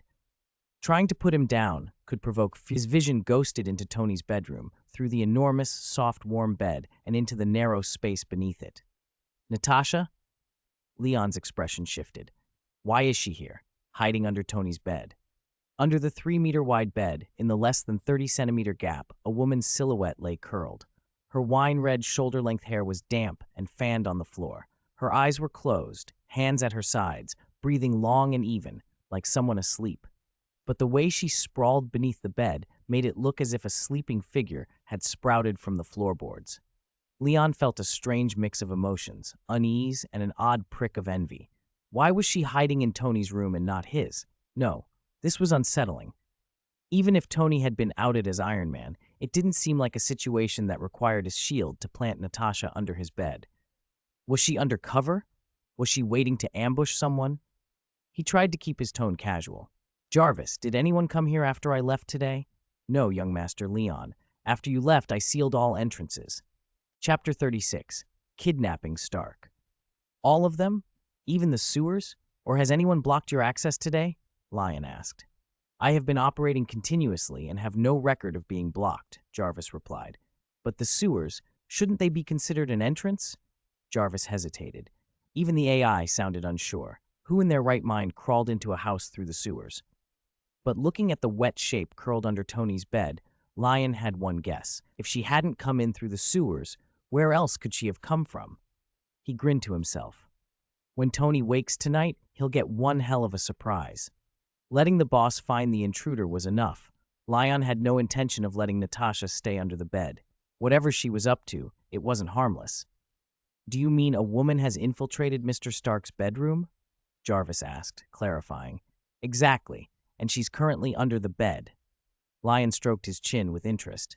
"Let's see what this excellent agent plans to do." "Jarvis, coordinate with me in a bit," he added. "Yes, young Master Lion."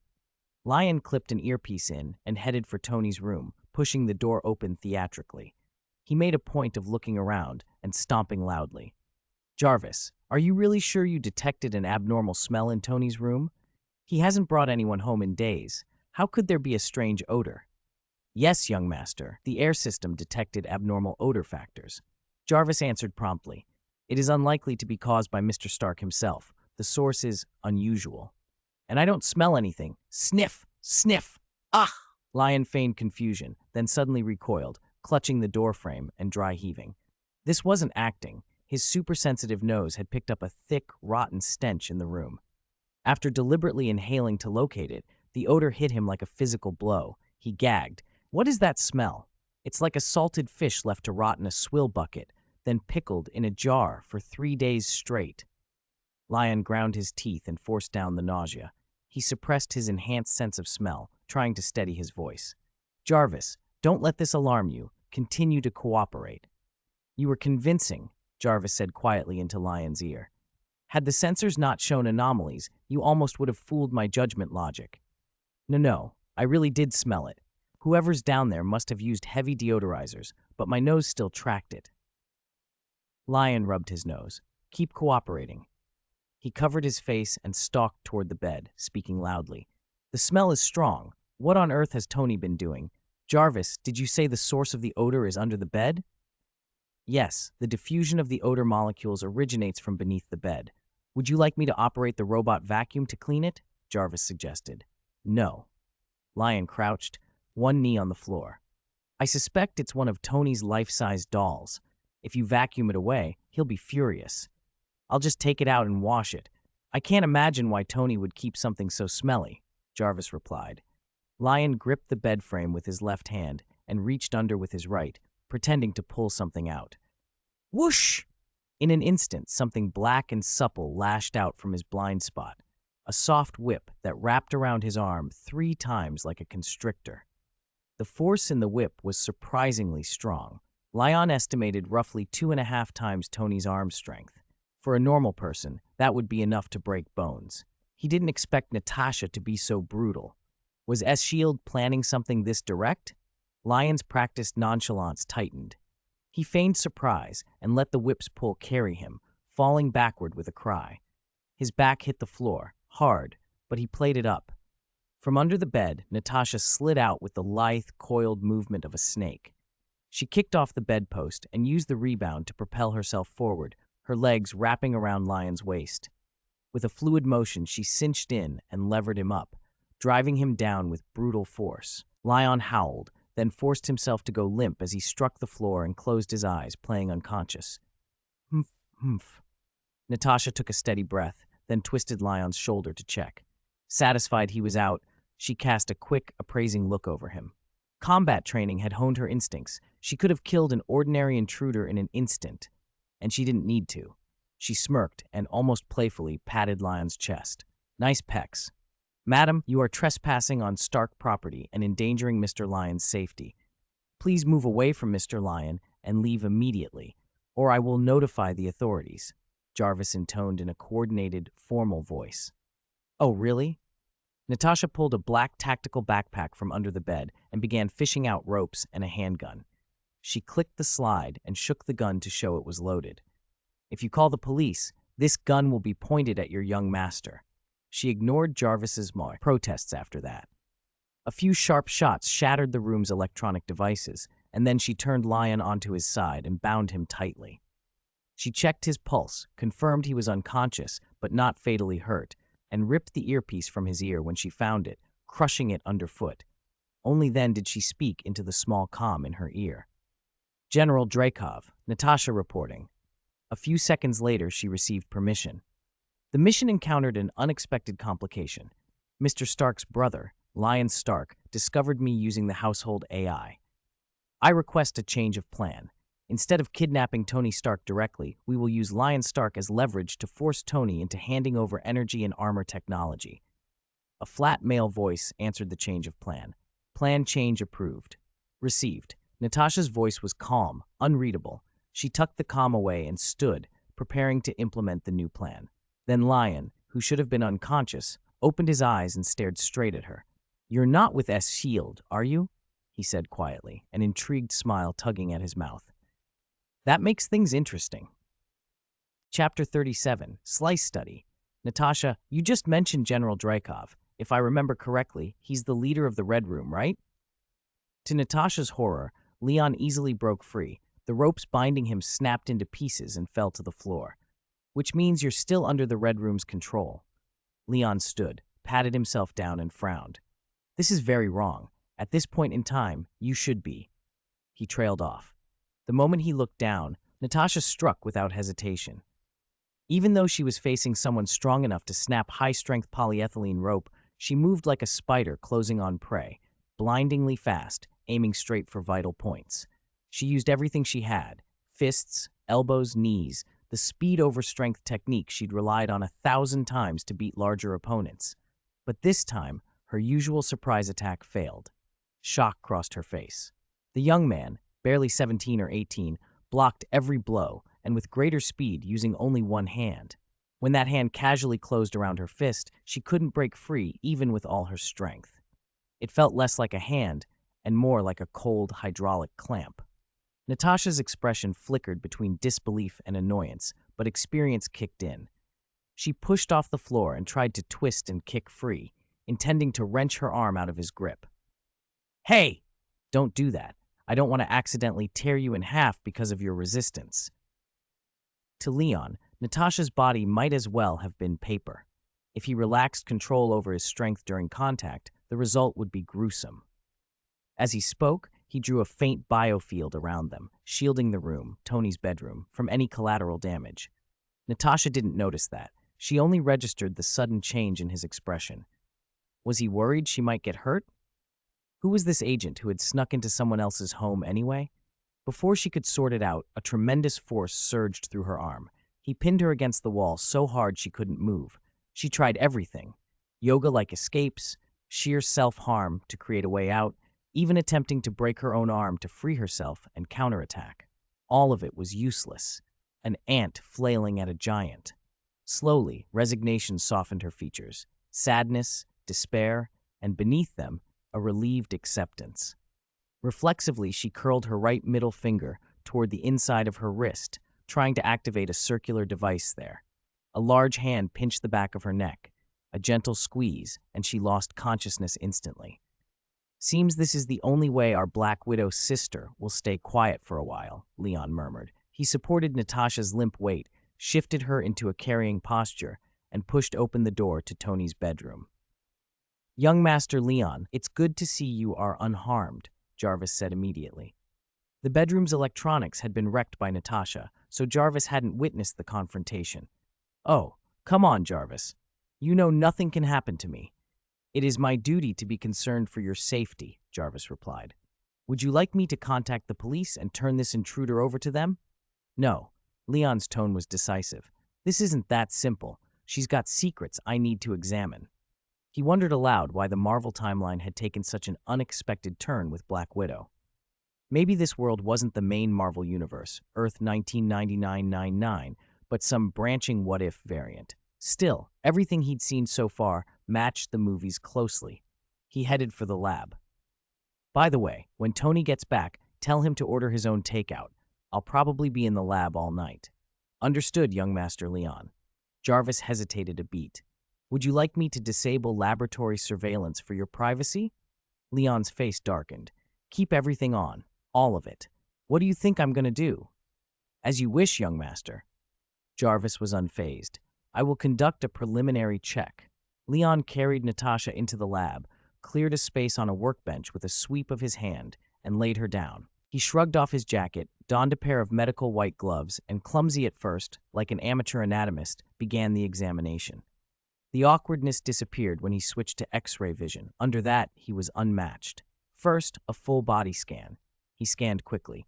Her figure is impressive. As expected of Natasha. Slender shoulders, curving hips, a hem, focus. He turned his vision inward through tissue and fascia. Her body's clear. No bombs, no poison packets. Wait, there's a locator on her right leg. He frowned. And that on her wrist looks like a self-destruct device. So she was trying to use the self-destruct to kill herself? If a mission fails, suicide is not something Natasha would choose, he said. In the films, Natasha Romanoff had sacrificed herself to save others when faced with the only option. But suicide to avoid capture? That didn't fit. Could she be controlled? Leon thought of what he'd glimpsed of the Black Widow movie in his previous life, how the Red Room later used chemical means to control daughters. But that was supposed to happen much further along the timeline. At this point, Natasha shouldn't be tied to the Red Room at all. He swept his scan to her head. Brain tissue, vascular networks, everything looked normal. Was his X-ray vision insufficient? Was her brain really not under external control? When a problem stumped him, he dove in. He wheeled microscopes, meg detectors, neuroimaging machines, and a stack of Stark Industries gear to the bench. A dozen devices surrounded them. Leon rubbed his hands together. Time to test what he'd been studying these past few days. After the 10 Rings incident, he hadn't just been lounging. He'd used spare time to pick up basic biological knowledge, enough to be dangerous. He removed the tracker and the wrist device, then began drawing cerebrospinal fluid and sampling brain cells for analysis. Brain function appears normal, nerve nodes intact, synaptic transmission, normal, he muttered as his hands flew over the instruments. For cell slice observation, he needed only a glance to commit the image to memory and form a rapid conclusion. When details stumped him, he sent Jarvis to scour journals and papers. His neurological knowledge expanded by leaps during the work. "Got it!" he cried at one point, leaning over a microscope with real excitement. He'd never felt such accomplishment, not even when idling in the sun. Solving a difficult puzzle in a short time gave him a rush. "Young Master Leon, what have you found?" Jarvis asked, an eager tone in the AI's synthetic voice. "This is the cause." Leon printed a scan. Structurally, her brain looks fine, but there's a foreign chemical in her cerebrospinal fluid. He pointed at patterns on the printout. This substance is affecting her basal ganglia, altering consciousness. "If I'm reading this correctly," he continued, "her self-awareness hasn't been wiped out. The drug fragments her mind into parts. Some comply fully with external commands, others are her own thoughts. That fractured state leaves her logical but stripped of emotional judgment. She can process orders but can't evaluate their morality or resist. The person who engineered this is both brilliant and ruthless." He cleared the bench, already thinking ahead. "Next step, synthesize a targeted inhibitor. If we manage to reverse the effect when she wakes," he smiled at the possibility, "we might even gain more than we expected." Chapter 38. 1% probability for Leon. Diagnosing a disease and reverse engineering a cure was straightforward, so long as the basic conditions allowed it. Once he confirmed that Natasha was under mental control and that the control was chemical, figuring out an inhibitor became almost trivial. His brain ran through simulations at breakneck speed. Then he handed the best solutions off to Jarvis for real-world modeling. In 20 minutes, a vial of bright red counteragent sat on the bench. 87% success rate, right? Leon drew a dose into a syringe. "Yes," Jarvis replied. "There is a 12% chance the agent will not work, and a 1% chance of a drug conflict that could cause brain death in the patient." Leon shrugged. "That's the limit of current medical tech." He looked at Natasha. "If conditions allowed, we'd run a Phase 3 randomized double-blind trial, proper procedure and all. But judging from the patient's condition, there's no time to recruit volunteers," Jarvis added. Natasha, already awake on the workbench, was tearing at the ropes. Her mouth was taped. She fought hard. Leon was unmoved. He primed the syringe until a bead of red formed at the tip. "Don't struggle. It's almost time. Try not to snap the needle." "Besides," he said with a lopsided smile, "you tied me up once, so now I return the favor. Even." "You understand, Miss Romanoff?" he asked, as if asking for consent were formalism. Her bloodshot eyes met his. Her mouth was sealed, but she nodded or tried to. He counted that as assent. He flicked the syringe to expel bubbles. "Be mentally prepared. I'm an unconventional doctor. The agent might cause brain death in rare cases, but it works. If something goes wrong, we'll chalk it up to survivor bias." In his previous life, Leon had been a man of few words. This life had been shaped for over a decade by Tony Stark's influence, serious most of the time, but talkative and sarcastic when it suited him. "Do you want to take off your clothes or just tear off the sleeve?" he asked. "Tear off the sleeve of your combat suit," Natasha rasped. Leon tore it open, used his strength to pin her just enough, and swabbed her pale, smooth upper arm with alcohol. "Last chance. 1 second to decide whether to refuse treatment." "1," he counted. "Time's up. You agree to continue. Excellent." "Time's short, so no family consent. If the worst happens, we'll cremate and ship you back to the Red Room." The words were a joke and a knife. Natasha's eyes widened and she made a muffled protest. "No anesthetic?" she mouthed. Leon smirked. "We didn't prepare any." He plunged the needle into the alcohol-wiped arm. The red agent flowed in. "Done." "See? It doesn't hurt. Treatment course. Incredibly short." He withdrew the syringe and pressed a cotton swab against the site. The mechanical hand Ben took the syringe and returned it to its tray. Leon held the cotton for a moment, then stopped talking. He watched her more seriously than his earlier jokes suggested. Natasha was one of this world's main players. She could not be the one in the unlucky 1% if it could be helped. He had already pushed the inhibitor as far as current science would allow. Even if every top brain and biochemist were summoned, They might shave a few tenths off the fatality rate at best. The Red Room's designers had intended the chemical control to be irreversible. The controlling molecules hid in the cytoplasm of Natasha's brain cells. Removing them risked killing those cells. Brain damage, even death. Making an inhibitor at all was a miracle. The remaining 1% fatality was an unavoidable gamble. "Looks like the inhibitor has started to take effect," Leon said quietly. He stripped off his gloves, ran them through disinfectant, then wiped his hands with a sterilized pad from Benben. Natasha's expression began to slacken. The frantic tension sluiced out of her face. He allowed himself a small, private hope. "Jarvis," he said, half to himself as they waited, "if she hits that 1% and dies, is that lucky or unlucky?" "From a probabilistic standpoint, hitting a 1% event is statistically fortunate," Jarvis answered primly. "From an outcome standpoint, if it results in the least likely death, that is extremely unfortunate." "Your objectivity is admirable," Leon grinned. "Humans don't think like you. For them, even a tiny chance of disaster becomes a 100% nightmare when it happens." "I will attempt to adopt that perspective in the future, young Master Leon," Jarvis said. "That's unnecessary. Mechanical thinking is your strength. Many young women like that." "Oh, Natasha's awake." Her eyelashes fluttered. Leon stepped closer to the table. Her amber eyes opened, glassy and scattered, confusion clouding them. He smiled. "There, that scattered look is good. Miss Romanoff, congratulations, operation successful." Confusion was a good sign. It meant her brain was breaking free from chemical control. The fragments of her consciousness were beginning to reintegrate, though it would take time. Leon loosened the ropes and tore the tape from her mouth. As soon as Natasha saw the face inches from hers, something snapped. Her pupils constricted. In one fluid motion born of years of training, she freed her legs, wrapped them around Leon's waist, pivoted, and locked in a rear-naked choke. Muscle memory pushed her to finish the maneuver and apply pressure. Leon didn't flinch. Her arms seemed to lock against something unyielding, like trying to squeeze a diamond. Natasha paused. Fragmented memories crashed through her, blanking her expression. Leon lifted her and set her back on the bench. Gradually she came to.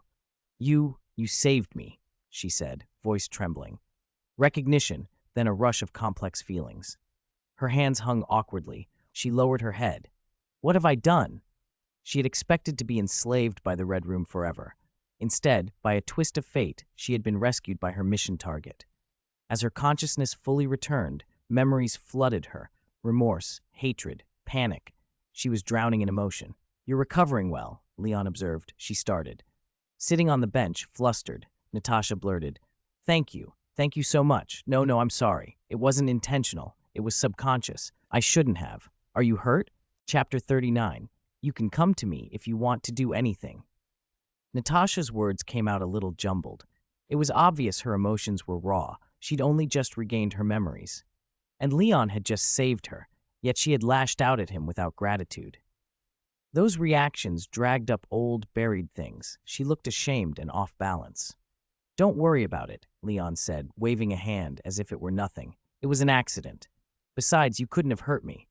Natasha pressed her palms together, startled back into the memory of how completely the man in front of her had dominated her earlier.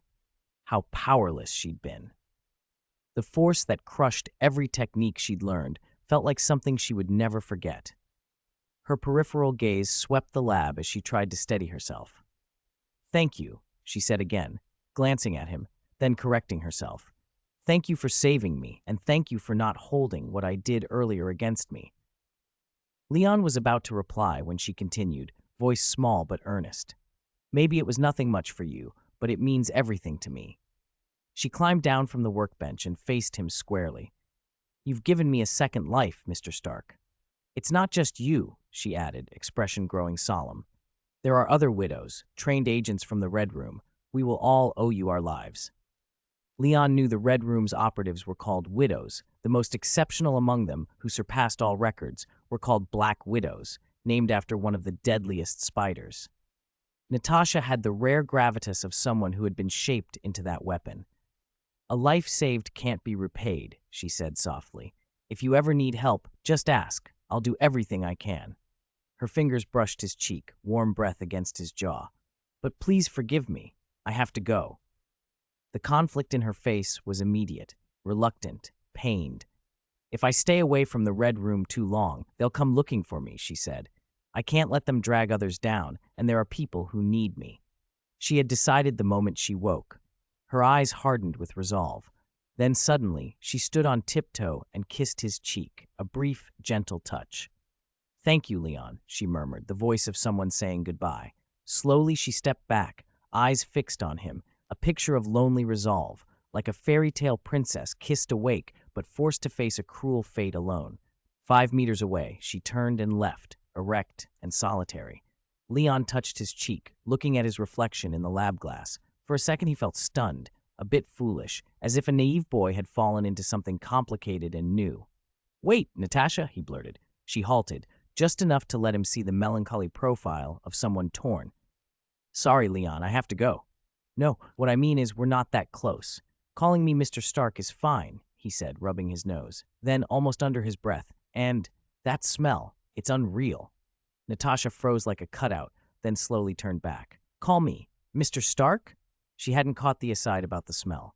Exactly, Leon said, leaning on the workbench. Natasha Romanoff, born 1984, the Red Room's most outstanding Black Widow, dozens of backup identities, expert in hand-to-hand combat and psychological operations. You calling me by my first name and getting a farewell kiss from a world-class operative like you, I'm flattered, he teased. That was a pretty good seduction. One more step, and I might have offered to run through mountains of daggers for you. Her expression shifted. She realized her attempt hadn't been as subtle as she'd thought. She composed herself. I didn't expect the so-called mediocre second son of the Stark family to know so much. Are you CIA? Please, Leon said with a grin. It's the internet age. With the household AI you mentioned, a lot of things are easy to find. Don't call me mediocre. I at least got into Columbia. Leon spread his hands. Look, Natasha, I know your past, and I'm not some adult who still believes in fairy tale princes, so you don't need to play hard to get. Although you did look casual, like you weren't really putting your heart into it. Can we be more direct? He signaled Ben for 2 coffees and slid one to her. Drink something hot. When was the last time you consciously had coffee? Don't tell me it was 10 years ago. She took the cup without flinching, smiling naturally. Thanks. The last time I had coffee was about 1.5 years ago. So more than a year under Red Room control, Leon said, eyebrow going up. You seem to know a lot, young Master Leon. She leaned on the bench beside him, looking up with the same small, deliberate charm, testing, inviting. Are you used to extracting information by seduction? If you need facts, ask outright, he said, tapping the cup. Saves a lot of probing. Natasha was undeniably striking, every motion elegant, every smile calibrated. But Leon had just seen what had been done to her, the viscous traces, the signs of invasive surgery, and he'd smelled that sewer stench. That image killed any short-term fantasy. I didn't expect the notorious playboy's brother to be a true gentleman, she said, letting her playful mask slip into something sharper. As a psychological operator, she knew how to give someone what they wanted. Leon's preference, efficiency, was clear, and she matched it. That's not necessarily true, he replied. Maybe it's just not the right time. Try again on the right occasion, and I might fall for it. He took a sip of coffee. And don't do the innocent maiden farewell act again. Only naive rich kids fall for that. If you want to make a move next time, black stockings would help. Noted, she said, mock sober. So, Mr. Little Stark, how do you know so much about me? Don't tell me it was the AI. Most of that stuff is in classified paper files, not online. Leon crossed his arms. Then I can't say. It's a secret. She cocked her head. Isn't that what you meant by ask directly? Me telling you to ask doesn't mean I have to answer, he shot back. He changed the subject. Was that your way of treating the person who saved you just now? She blinked. What do you mean? You attacked me when you woke up. An accident, you apologized. Then, after you remembered our earlier encounter, you tried to seduce me into helping you with the Red Room. You even watched my reaction through the glass when you turned. I save you, you thank me, and 5 minutes later you're trying to drag me into a suicide mission. He slapped his thigh. The before and after are so different, it makes me feel like a total sap. I apologize, Natasha said, raising both hands. I'm sorry. I treated you like some ordinary rich kid and tried to use you. It was wrong. And it's my fault, too, for trying to involve you, she added, softer now. I just woke up and needed an ally. You seemed strong, smart. With you, my chances looked better. There was a small, pitiable look on her face. If you'd agreed to help, I would have told you everything, although maybe you already know enough. And my offer still stands. If you ever need anything, ask. If I'm alive, I'll help. Leon rubbed his chin, then asked with a half smile, Can I ask you to do certain indescribable things? For a moment she hesitated, then her eyes hardened with unexpected firmness. Yes, if it's you, I can accept it. Leon stopped smiling when he realized Natasha wasn't joking. All right, no need to be so serious. I was teasing, and I take back what I said that was disrespectful. He waved at Ben. Ben, get this lady some more coffee. Natasha blinked in surprise. You're apologizing to me? You're nothing like I expected. Apologizing? Don't get the wrong idea. I'm not apologizing. I'm just keeping my composure, not joking about something like that in public, Leon protested. Natasha's face registered genuine confusion. You'd actually say that. You're very different. Not at all what I'd imagined a Stark would be. Maybe that's because I had other influences besides the Stark education. Leon raised his cup and clinked it against hers. But praise me all you like. It won't change anything. You came to infiltrate here, attacked me, and when I saved you, you had ulterior motives. A verbal apology won't cut it. You're right. Natasha gave a thin smile and took a slow sip of coffee. But my compliment was sincere. I've never heard anyone put it like that. It sounds civilized. Thanks. It's part of my personal branding, Leon shrugged, obviously very attractive to young women. Natasha's mouth softened into a small smile. Maybe. Anyway, shouldn't we be talking about you in the Red Room? Leon set his cup down. What do you want to say? If this is the compensation you want, I'll tell you everything I know. I have one question. Leon asked the thing that had gnawed at him for a long time. How were you controlled by the Red Room a year and a half ago? Natasha gripped her cup. For her, the past felt distant and raw. Being forced to talk about it was like opening a wound. Better, she thought briefly, to run straight into a hail of bullets. She fought through the pain and began. They trained and modified us from childhood, she said. They'd brainwash all the girls. I resisted the brainwashing and kept my own will as long as I could. So when I saw a chance to rebel, I tried. I failed. Her eyes went hollow. She stared at the coffee as if it were a window into memory. They stopped relying only on brainwashing. They started using chemicals to control us. That's how it happened, she said flatly, like she was describing a mundane task. Leon seized on the point he'd been circling. You're skilled. Why did your rebellion fail? In the original world line, I met Clint around 2006, then attacked the Red Room in Budapest and escaped to S-Shield. This time it went the opposite way. She shook her head. You can't imagine what the Red Room is. Widows are everywhere. It's not something an individual can overcome. She sagged as if the ground had given way beneath her. About 2 years ago, Clint found me. That should have been my chance to make contact with S-Shield and get out. She looked up at Leon, and the explanation that followed surprised him. It has something to do with you. Me? In 2006, your Stark Industries released an out-of-time electronics product. The Red Room reverse-engineered that tech and used complementary technologies to upgrade their internal communications and devices. Natasha tilted her head. When I contacted Clint, they monitored me the whole time. I didn't know. My devices only had basic anti-eavesdropping at the time, Leon said, feeling a little embarrassed. I never imagined their tech could leap forward so fast. Leon's memory supplied the rest. Tony's reckless burst of innovation in 2006 had pushed civilian tech forward by years. Smartphones and even holographic demos appeared almost overnight. Obadiah had complained Tony was draining the pond to catch all the fish. Leon tried to laugh it off. Modern tech just explodes when it does. Natasha gave him a bitter look. If Stark Electronics had been founded 6 months later, I might have escaped or even destroyed the Red Room. You're right. Leon finished his coffee. For once it wasn't an abstract theory. His actions had been the butterfly flapping its wings and changing the tornado in Hungary. He had expected the Time Variance Authority or the Ancient One to show up and scold him. No one had. The timeline had shifted, and nobody had come knocking. Strange, but for now, this universe still looked like the movie universe he knew, not the comic one. That was a relief of a sort. "What happened next?" he asked. "After my plan was exposed, they surrounded me and other widows captured me and sent me back. They imprisoned me for months and then started using chemical control. I had no choice. For over a year, I kept my thoughts mostly, but there were many voices. I couldn't tell which part was me." She turned away, wiping her face with the back of her hand. "In 10 months, I did more killing than I had in the previous decade. Little boys who couldn't walk yet, pregnant women, important people."